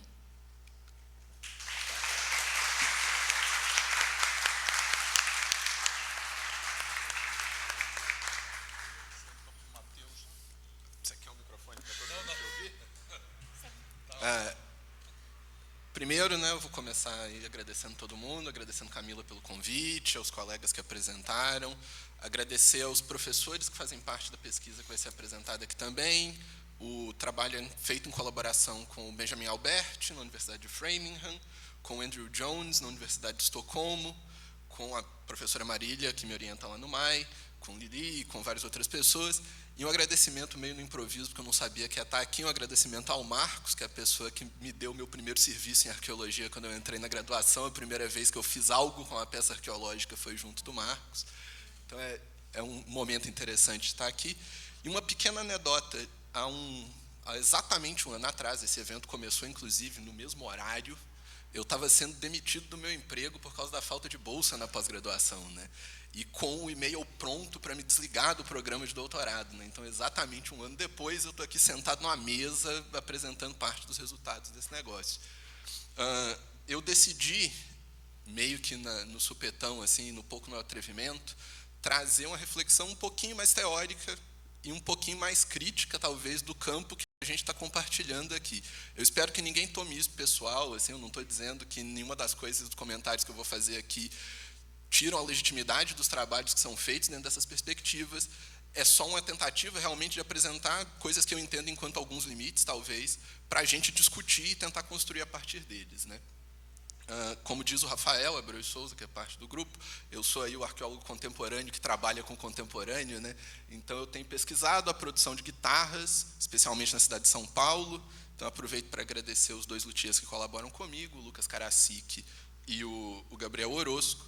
E o PowerPoint vai ter várias imagens bonitas de guitarra para distrair vocês do que eu estou dizendo, assim, porque eu não sou muita pessoa do PowerPoint. E, a partir desse trabalho, né, em que eu estou documentando a produção desses instrumentos, eu acabei por discutir um pouquinho uma questão que é a seguinte: qual o motivo da ausência da técnica nas arqueologias do contemporâneo? Se a gente lê os trabalhos que são publicados aí dentro do campo, muito poucos deles se preocupam com o processo que leva os objetos que estão sendo analisados a chegar naquelas pessoas. a gente tem um caminho aí de como essas discussões chegaram na arqueologia, né? Primeiro, a gente for pensar a técnica, a gente vai pensar nos estudos distantes temporalmente, né? Lítico, cerâmica, etc. E pensando isso sempre a partir de um esforço quase que estritamente tipológico, assim. A gente tem, né, o que o Cristóbal Eco vai chamar de uma tirania da tipologia aí na arqueologia desses contextos, né?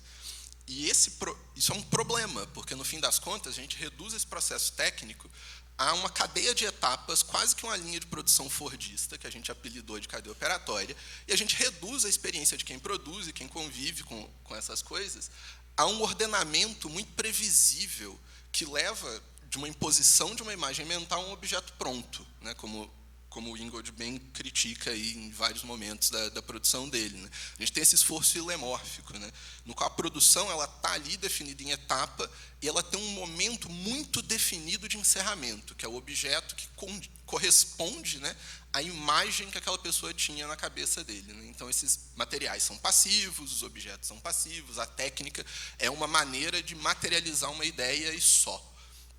Se a gente pensa um pouco mais para frente, né, o que a Camila estava até comentando, dos estudos de cultura material, a gente se aproxima muito de coisas que são nossas.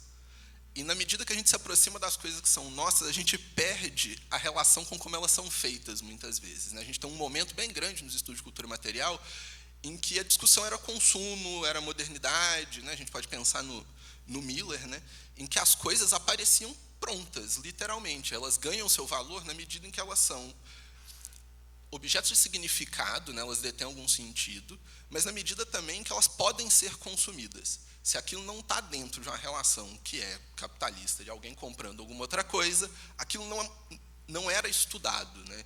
E, quando isso não acontece, né, a gente acaba caindo num outro problema, né, que é olhar para essas coisas a partir de um olhar exótico, de, tipo, o que a gente vai analisar, que é contemporâneo, é do outro que é contemporâneo.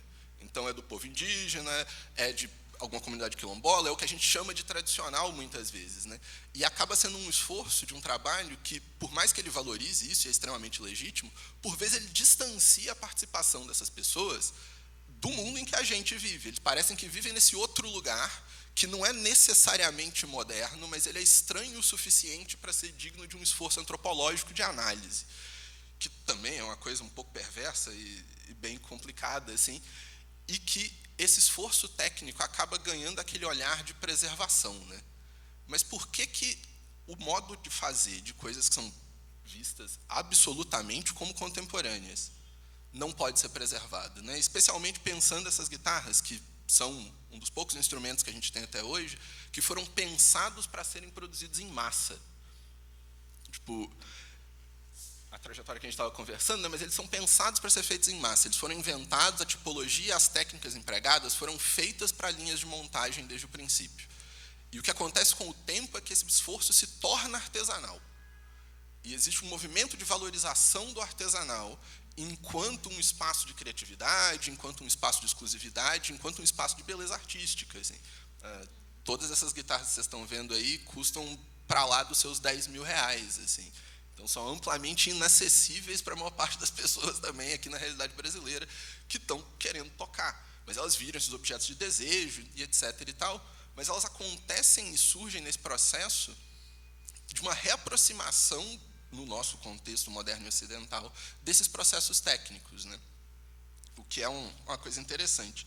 E, por fim, se a gente pensar as arqueologias do contemporâneo, desde 2001, assim, para ter um marco temporal ali com a publicação do Archaeologies of the Contemporary Past, do Victor Buckley e do Gavin Lucas, você tem um esforço muito mais político na análise das coisas contemporâneas, né? Então, a gente vai ver arquitetura, a gente vai falar de coisas como repressão e vários outros momentos aí, mas a técnica continua amplamente ausente, assim.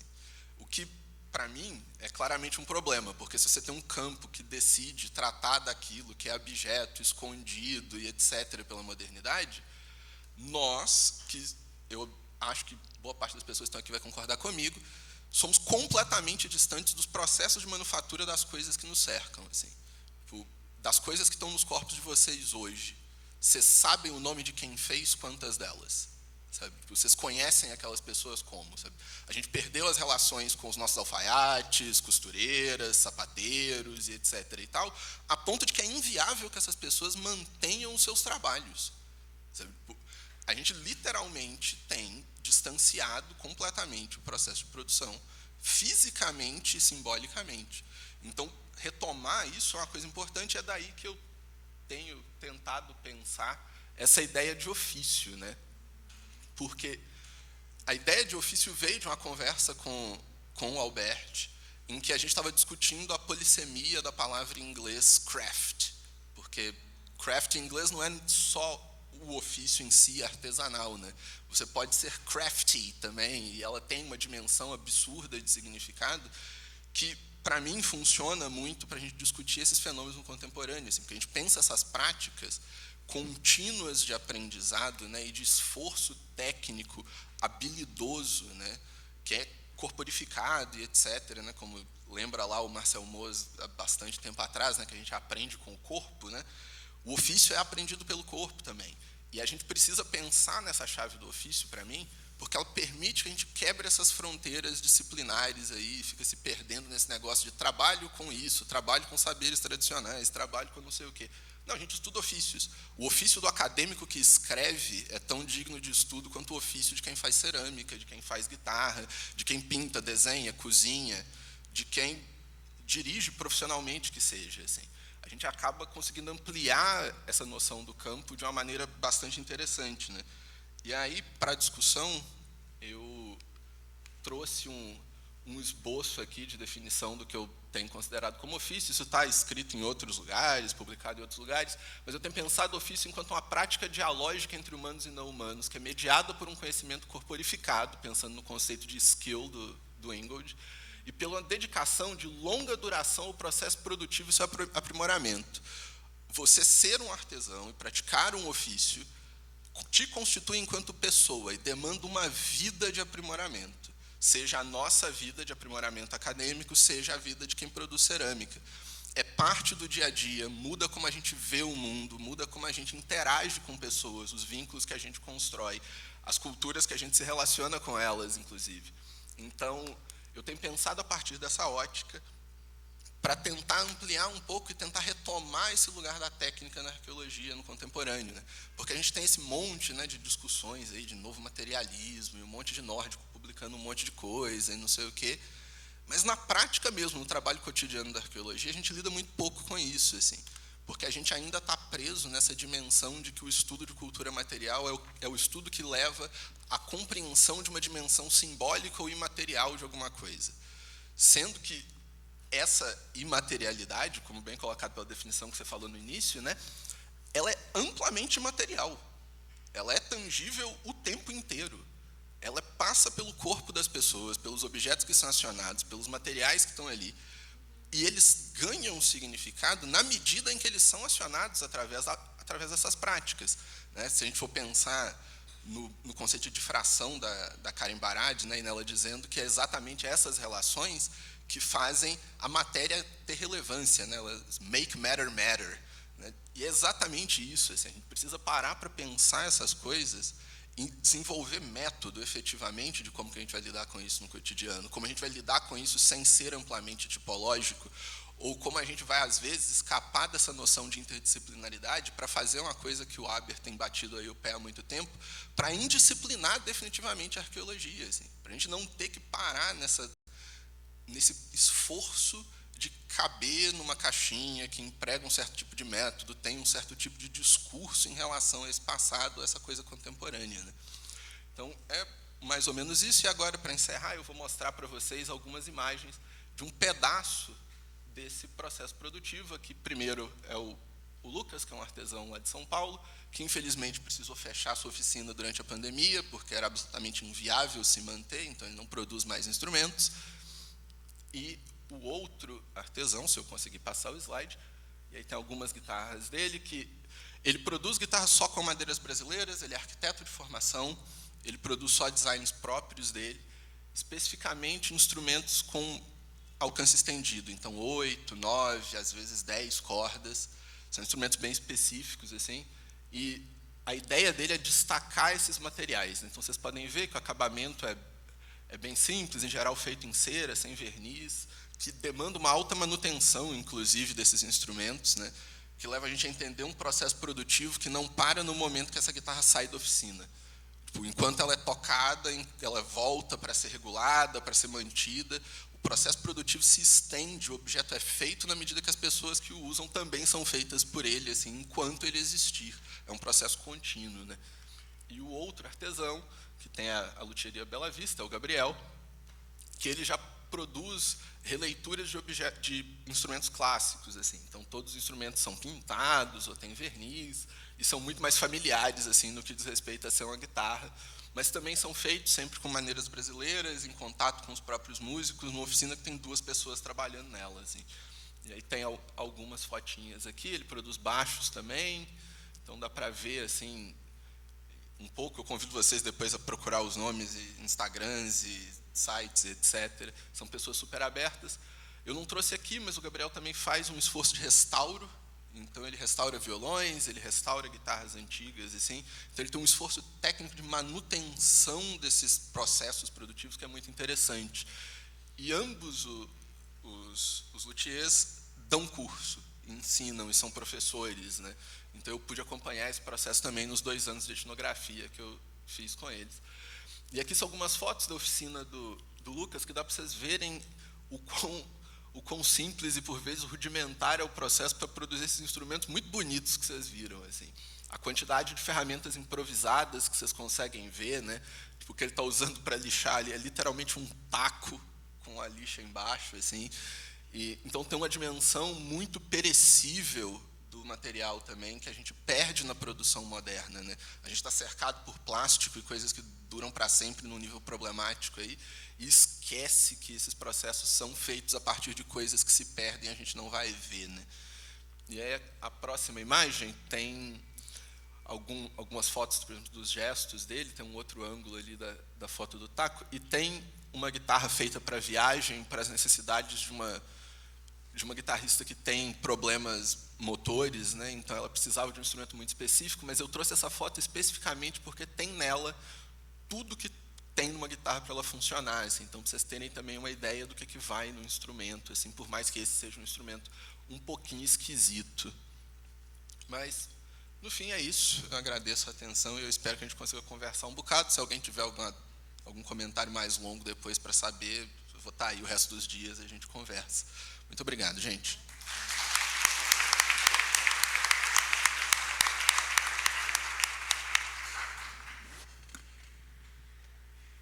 Meus agradecimentos aos palestrantes por manterem o tempo.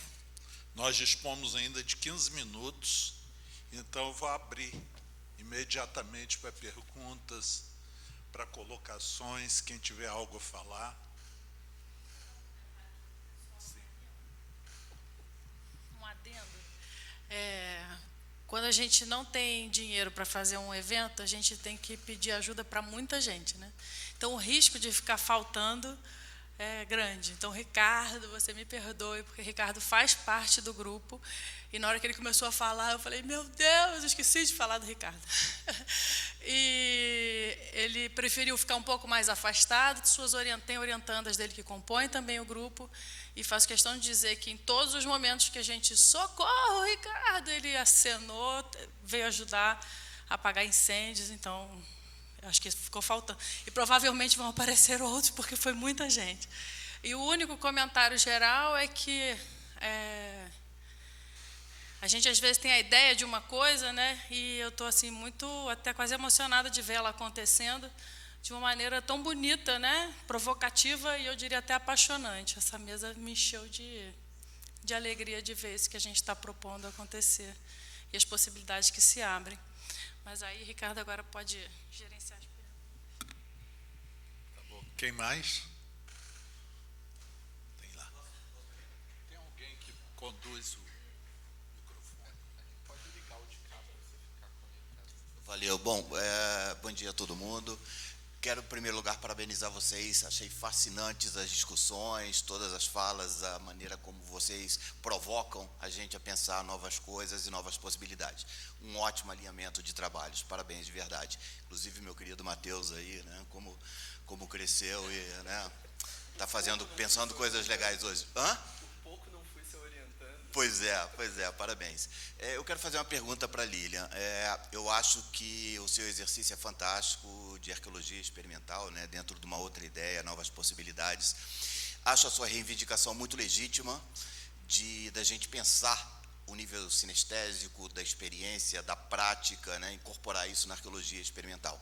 A minha pergunta é no sentido de entender melhor como você enxerga o rebatimento dessa experiência para a gente pensar povos do passado. Eu não estou falando em termos de teoria de médio alcance, mas como isso pode contribuir para que a gente lance um novo olhar para as culturas do passado.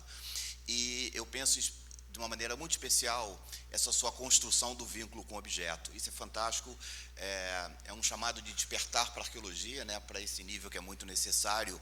Agora, tem uma questão em relação a isso. O vínculo é seu, contemporâneo, moderno, né, muito distante daqueles do passado. Sem olhar numa perspectiva de teoria de médio alcance, como efetivamente você enxerga essa construção de novas interpretações sobre o passado a partir dessa noção de vínculo? Obrigado pela pergunta. Bom, eu acho que isso, o vínculo é meu, né? O vínculo tem a ver com essa, não só meu, porque ele é um vínculo coletivo também, né? E ele fala muito dos não humanos, como o Matheus colocou. E eu somaria isso aos fenômenos e elementos. A gente conhece, por exemplo, muito pouco o fogo, né? Eu vejo meus alunos lá, os primeiros, todo mundo fica longe, poucos são atrevidos. Depois isso vai mudando, porque o vínculo deles também muda. Eu acho que o que muda, Marco, o leque é maior quando a gente experimenta, né? Então, experimentando, eu conheço processos, procedimentos, materiais, sei como que eles funcionam, porque eu estou interessado na experimentação, nesse mergulho epistêmico de pensar, como que esses materiais se comportam? Como que eu posso fazê-los comportar diferente? Né? Porque física e química, bom, muda nada, né? Elas se repetem. Então, eu acho que isso, ao aumentar o nosso leque de entendimento desses procedimentos entre materiais, pessoas e território, a gente já consegue olhar para esse passado de uma forma revigorada. Porque você não tem só 2 ou 3 opções. Fico vendo, por exemplo, né, pensando numa coisa bem objetiva. Você vê muitas vezes em fichas de análise isso. Qual é a técnica? Técnica tal. Só uma, né? Ninguém opta por 2. Porque não existe? Não, porque a gente não consegue ver, né? Então, eu acho que são pequenas coisas que mostram a profundidade prática, né? No laboratório, eu vejo isso com meus alunos que experimentam e os que não experimentam, né? Eles conseguem perceber e lançar mais perguntas para o que eles veem, porque eles conhecem melhor. E não conhecem porque leram, conhecem porque o corpo deles conhece, né? E o bom de aprendizado com o corpo, que é difícil a gente perder ele, né? A gente sabe porque o corpo sabe, né? Porque a gente passou horas fazendo isso aí. Então, acho que são possibilidades que a gente vai olhar para o objeto diferente, porque a gente conhece um leque que é muito mais amplo do que quem nunca pegou num barro, né? Não conhece nem, não percebe nem as diferenças químicas que esse barro tem, né? Ele não é uma coisa só, né? Ele varia. Então, acho que é imediato essa mudança quando a gente mergulha nessa experimentação, sabe? Não sei se eu te respondi como você imaginou, mas eu acho que tem uma mudança, até, sabe, a textura, a forma de pegar a peça, tudo isso muda, porque o vínculo é outro, né? Quando chega no laboratório, às vezes os meninos não querem nem tocar nos negócios, tem medo. Os outros não. Se bobear, fala, não pode lamber, menino, é um Covid. Porque tem técnicas que você percebe, por exemplo, porosidade, ao colocar a língua no objeto, por exemplo, né? Então, você tem uma maior liberdade, eu acho. E isso, eu acho que é, em si, revolucionário, sabe? Mas é isso, obrigado. Aqui, como é que chama ele mesmo? Mexicano? Júlio.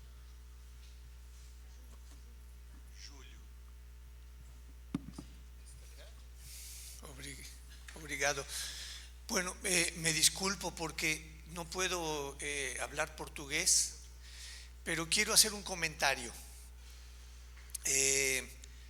Hace 2000 años, en el siglo I, el volcán hizo una erupción muy fuerte y sepultó los campos agrícolas con una capa de 2 metros de material muy caliente, material muy ligero, se llaman flujos piroclásticos, que cubrieron una aldea agrícola. Arqueólogas de la Universidad de las Américas hicieron una excavación y encontraron una pequeña maqueta de barro que obviamente con el material caliente tuvo un proceso de cocción, se endureció. Y en esta maqueta encontraron 2 pequeñas chimeneas con restos de carbón y de copal, porque en un acto de magia imitativa, la gente de ese entonces trataba de controlar la erupción del volcán,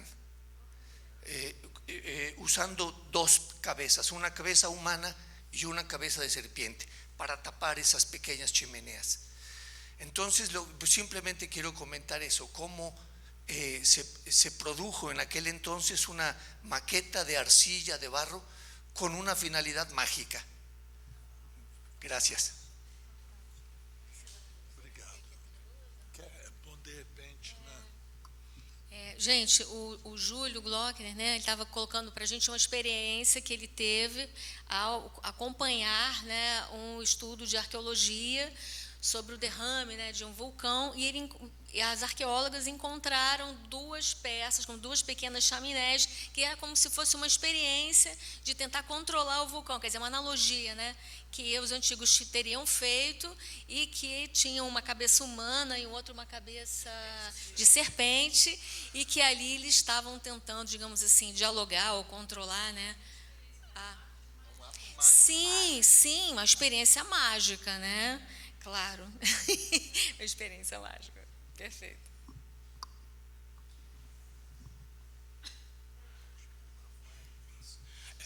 Boa tarde, sou o Márcio. Queria fazer uma pergunta para a professora Lília e para a professora Isabela. Pode ser? As duas? Justamente para a minha experiência pessoal. Para a professora Lilian primeiro. Como é que é a sua experiência com as falhas naquele processo? Porque eu me lembro quando eu... Posso tentar? Porque eu me lembro que uma das coisas mais mágicas quando eu vim para o curso de arqueologia foi com a professora Nancy na prática de cerâmica. E eu me lembro que até hoje eu não aprendi a fazer o certo, mas é muito importante o erro, né? Eu me lembro que de todas as práticas que eu tive, todas não saíram perfeitamente. Eu queria saber como é que é a experiência com as crianças da senhora com essa parte do erro, já que caco tem potência e o erro também pode ter. E com a professora Isabela, é que eu também pratico, pelo Zen Budismo, o Toigendo, só que o chinês. No chinês, na prática chinesa, nós só fazemos a cerâmica sabendo exatamente o resultado dela, e é uma prática meio religiosa.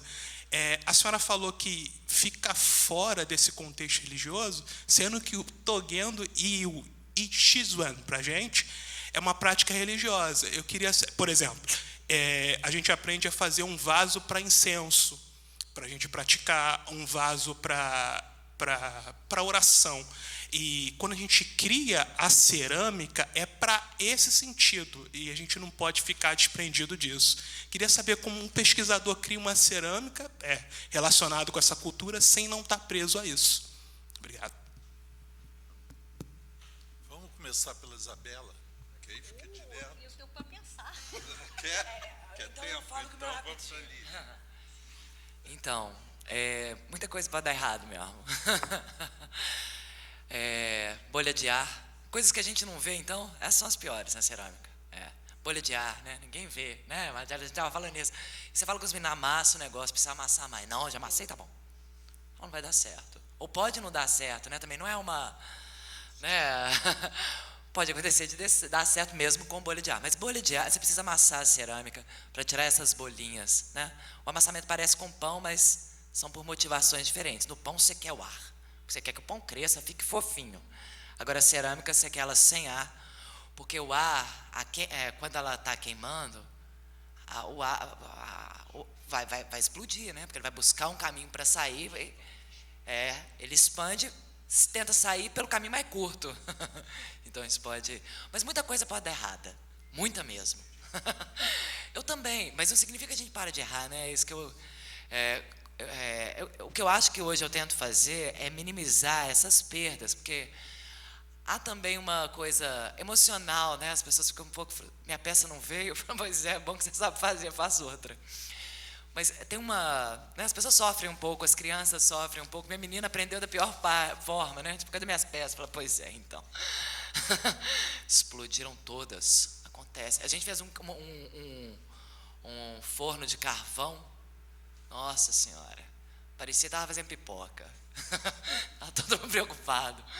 Aí a gente estava fazendo 2 queimas esse dia. Foi até engraçado. Tinha uma ceramista da Bahia comigo. E aí os meninos estavam muito preocupados, porque nesse forno só tinha pipoco. Aí a outra queima na cova, estava tudo tranquilo. O pessoal, ainda bem que minha peça está ali do outro lado. Aí essa jovem, a Islane, falou, mas pode dar ainda tudo muito errado, pode ficar tranquilo. Eu acho que tem a ver com isso. Você pode... Como fazer para dar certo? Né? Eu acho que é isso, fazer com atenção, praticar, perceber essas coisas miúdas, como bolha de ar, como a secagem dela, que tem que ser uma secagem cuidada, né? Não dá para você abandonar as peças. Muitas vezes eu acho que em escola, né, quando a gente não tem alguém lá que fique cuidando disso, vira um monte de peça abandonada no final das contas. Ninguém virou, ninguém se preocupou em, né, secá-la de várias formas, em vários, né, vocês estão entendendo, né, em posições. Né? Então, acho que isso tudo influencia. E aqui, o problema da cerâmica é assim, não tem como eu te dar uma explicação monocausal, sabe? Então, aconteceu isso por causa daquilo. Não tem isso. São uma soma de fatores. Né? Deleuze ia gostar muito de cerâmica por causa disso. É uma série de questões que têm que ser avaliadas para cada uma dessas características, seja o acerto ou seja o erro. Né? Mas o que eu te digo é resiliência. Faça mais, amasse bem barro. Né? E uma coisa contrassensual no mundo urbano, faça com calma. Você fala aí do Zen budismo, aí você já está praticando, então é isso. Faça com calma. Porque eu vejo que às vezes os alunos querem terminar uma peça em 2 horas. Fala, não dá tempo, essa peça é uma peça de 6 horas. Espera. Fala, mas não posso, Lili. Eu falo, então, o que você quer que eu faça, irmão? Não tem muito o que fazer. Né? Então, acho que é um pouco isso.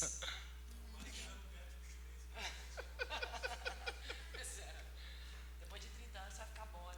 Então, vou pegar o rabicho da resposta da Lilian para te dizer também que você tem que conversar com o material, você tem que observar, ele vai te dizer, porque cada argila é uma argila. Tem argila que demora a secar, depende do tempo. Por exemplo, um dia mais úmido, demora a secar. Um dia quente, você tem que botar um saco em cima, fechar a peça, senão ela vai rachar inteira, entendeu? São muitas forças que compõem. Então, você tem que, a cada processo, você tem que ir ali deixando falar, né, ouvindo e estando atento, sentindo, né, o ambiente e a matéria, como é que ela vai responder ao seu esforço de criar forma, né? Depende.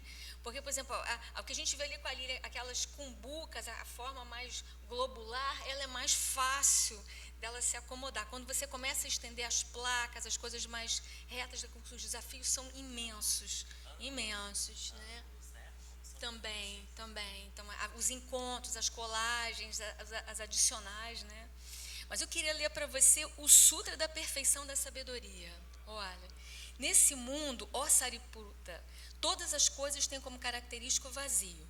Não tem começo nem fim, não tem defeito e não são sem defeito. Isso é um texto dirigido ao discípulo Sariputta por um grande mestre, né? Você deve conhecer.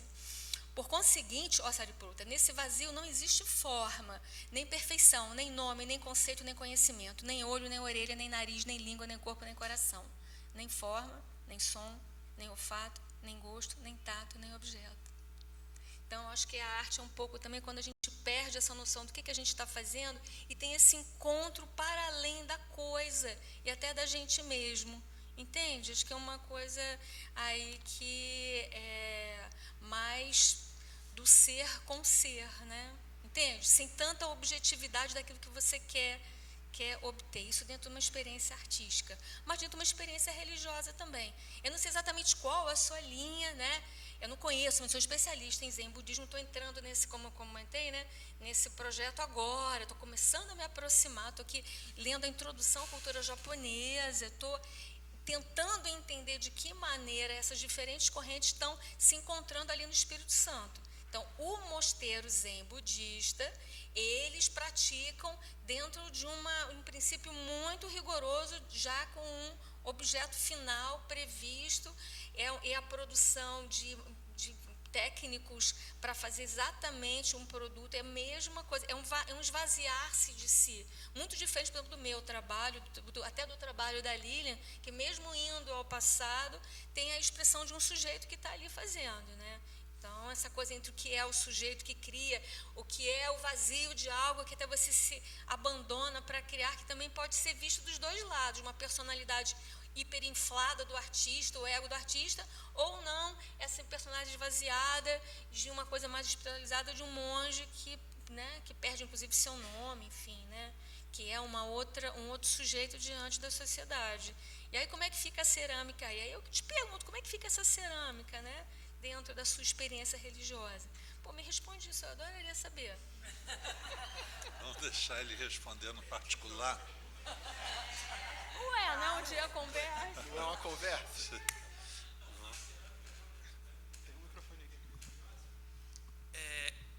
Ela complementa justamente a nossa religião, no sentido que, como eu disse, nós criamos uma cerâmica, a gente está dando uma razão, um guia. Se eu faço aquela cerâmica, ela tem um propósito que vai me ajudar na minha própria oração, da mesma forma que é um crucifixo. Esse objeto, a cerâmica, se torna um objeto de ampliação daquilo.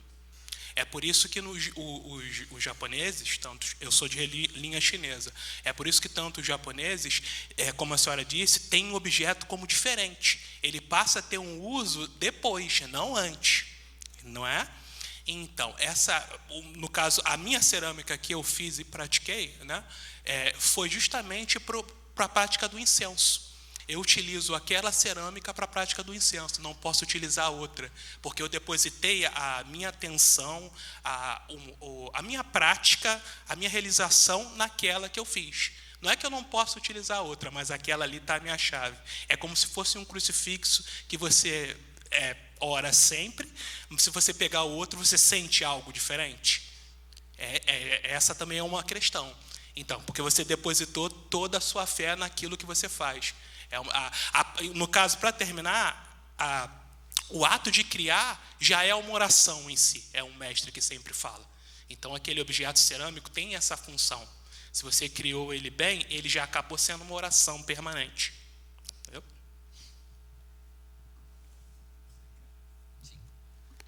Acho mais uma pergunta só, tá? Deu sorte, você tem. Então, tem uma ali, tem uma aqui. Mais alguém?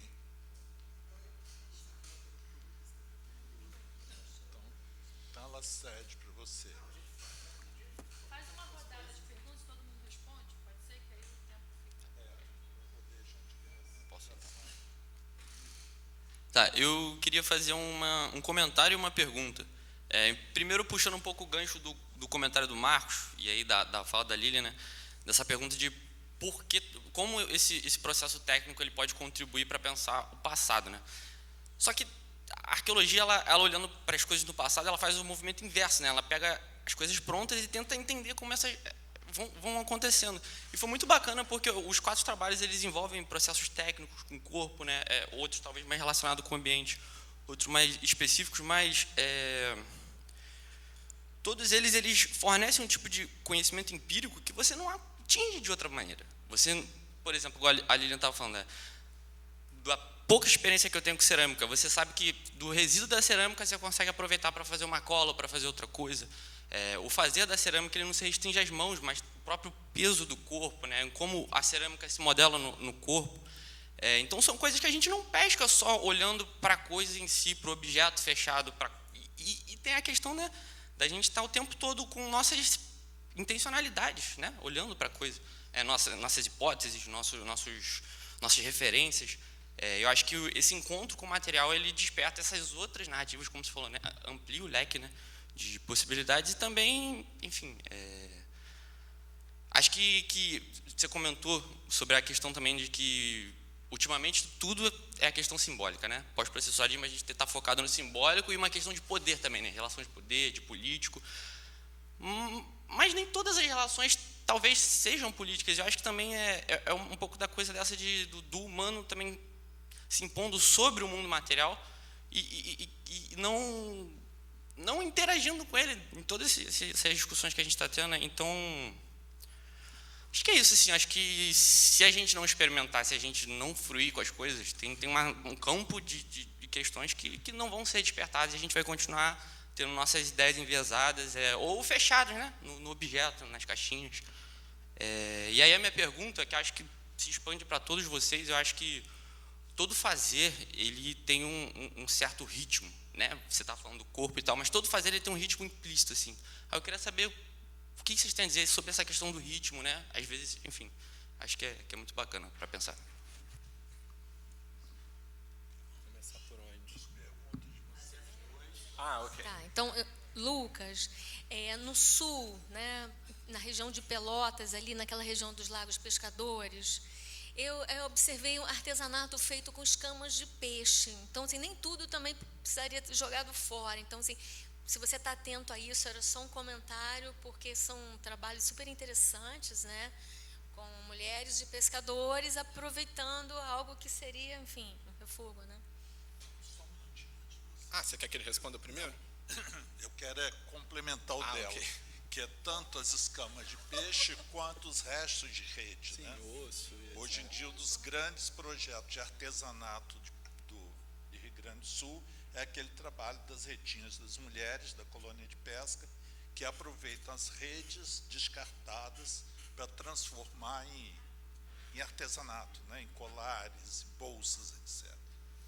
E aí, é uma coisa que vai até complementar a pergunta, assim, enquanto aluno do Maia, assim, eu li teu texto, né, no volume da revista, assim, que ele saiu, e me chamou muita atenção, assim, esse esforço de fazer uma arqueologia das coisas que estão ausentes, né? Tipo, você está fazendo uma arqueologia de um negócio que a gente não vai encontrar.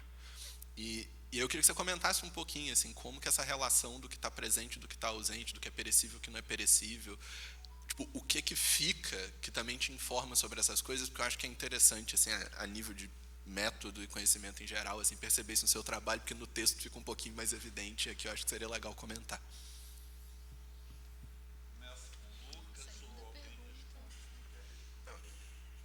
Eu posso fazer um comentário rapidinho sobre ele, que é mais fácil.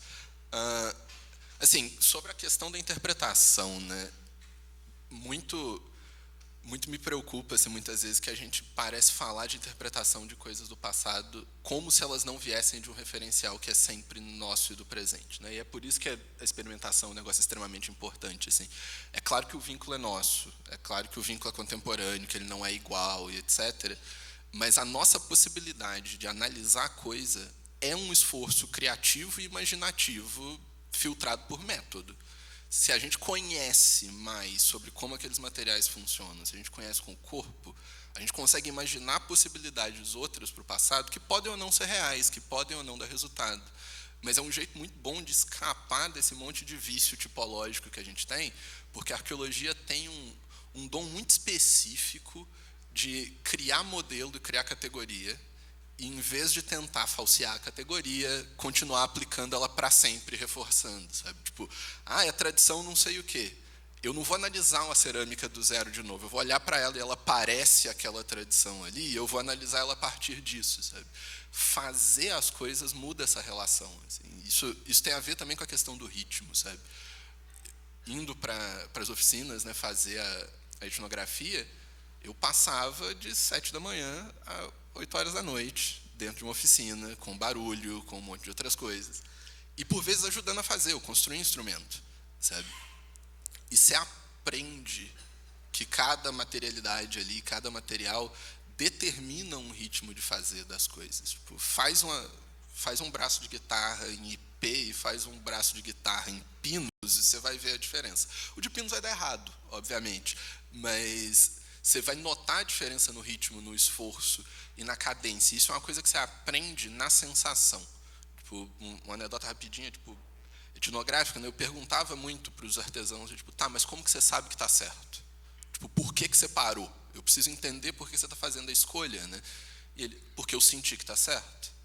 E o jeito que me ensinaram a fazer isso foi me dar uma plana manual na mão e fazer eu ficar praticando a plana funcionar até que a sensação de usar a plana estivesse certa. Então a gente aprende isso na prática e na experimentação, e isso enriquece muito a análise. Exato, é até dar o ponto, é sal a gosto, sabe? Tipo, é exatamente isso. Sim. Exato, é uma conversa. E por fim, assim, por mais que eu tenha dito que a gente ficou nesse âmbito simbólico e político e não sei o quê, a técnica é política. Tá? Todos esses gestos são políticos. Tocar uma guitarra é político. Sabe? Tipo, o instrumento virou o que ele virou porque um monte de gente branca roubou música de gente negra. Sabe? Tipo, a primeira vez que fizeram um instrumento específico para uma artista que é mulher foi em 2013. Sabe? Tipo, essas coisas são políticas, isso é inescapável. Mas a relação com aquele objeto não é só política, ela não é só simbólica, ele não se reduz àquilo. Então, para descrever a realidade, a gente precisa ter uma visão um pouquinho mais completa dela, pelo menos o mais completo que a gente pode, e no contemporâneo a gente tem essa possibilidade. Enfim, acho que é isso. Bom, só para dizer, peraí, Ricardo, só para dizer que na arte, esse fazer é inventivo, né? Então a gente também não está buscando repetir, a gente pode ter uma referência de um modelo, mas também a gente se permite. E eu acho que olhar o passado, pensar também que as pessoas também estavam inventando e criando, não tinha exatamente o certo, né? Mas com sinceridade, esse sentir que está pronto é uma coisa que acontece também, é algo muito mais de uma intuição, de uma experiência corporificada, né? De você perceber ali que você chegou num determinado grau da forma que você sente o bem fazer, né? É parte da maestria como ofício. Sim. Som?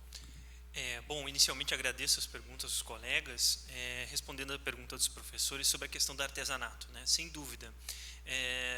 Nessa comunidade que eu pesquiso já, desde 2010, a gente tem um número ainda pequeno de pescadores que se dedicam ao artesanato, né?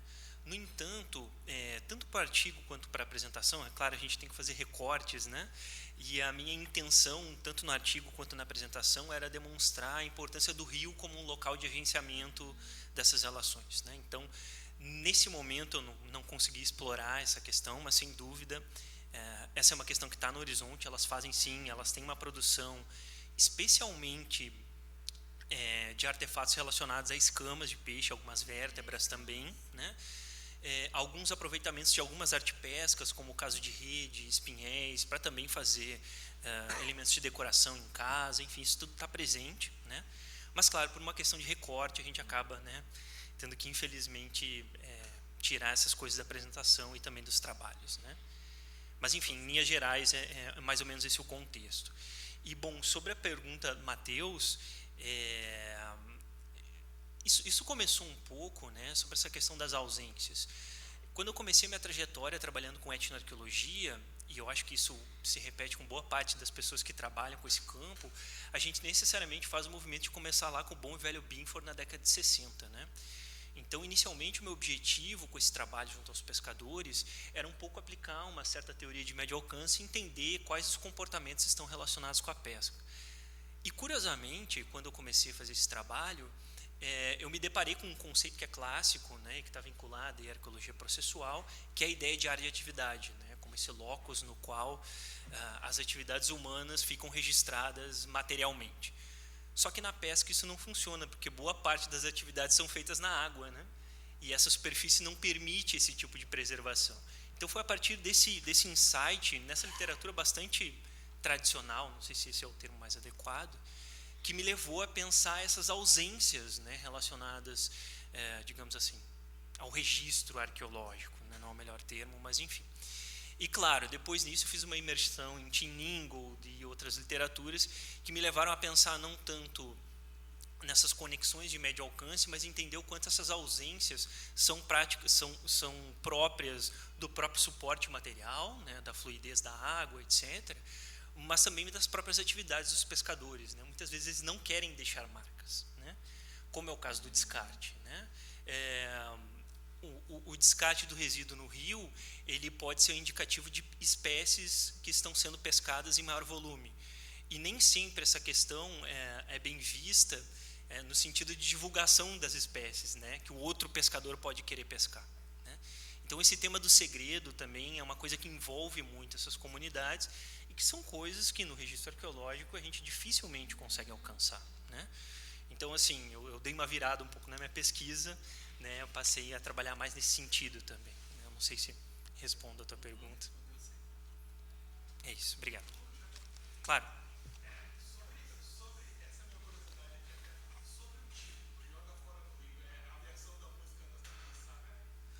Confesso que nem conhecia essa música. Confesso que não conhecia. É um termo que eles usam na comunidade.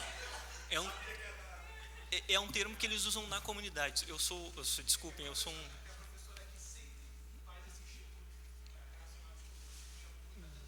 Perfeito. Eu confesso a vocês que o meu gosto musical é muito ruim, mas é um termo que eles usam na comunidade, né? E claro, não um termo restrito ao resíduo orgânico, né? Outras coisas também são jogadas no rio.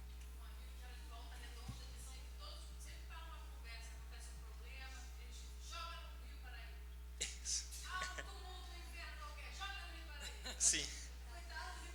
É verdade. Infelizmente o Rio Paraíba virou um pouco latrina, né? Joga tudo lá.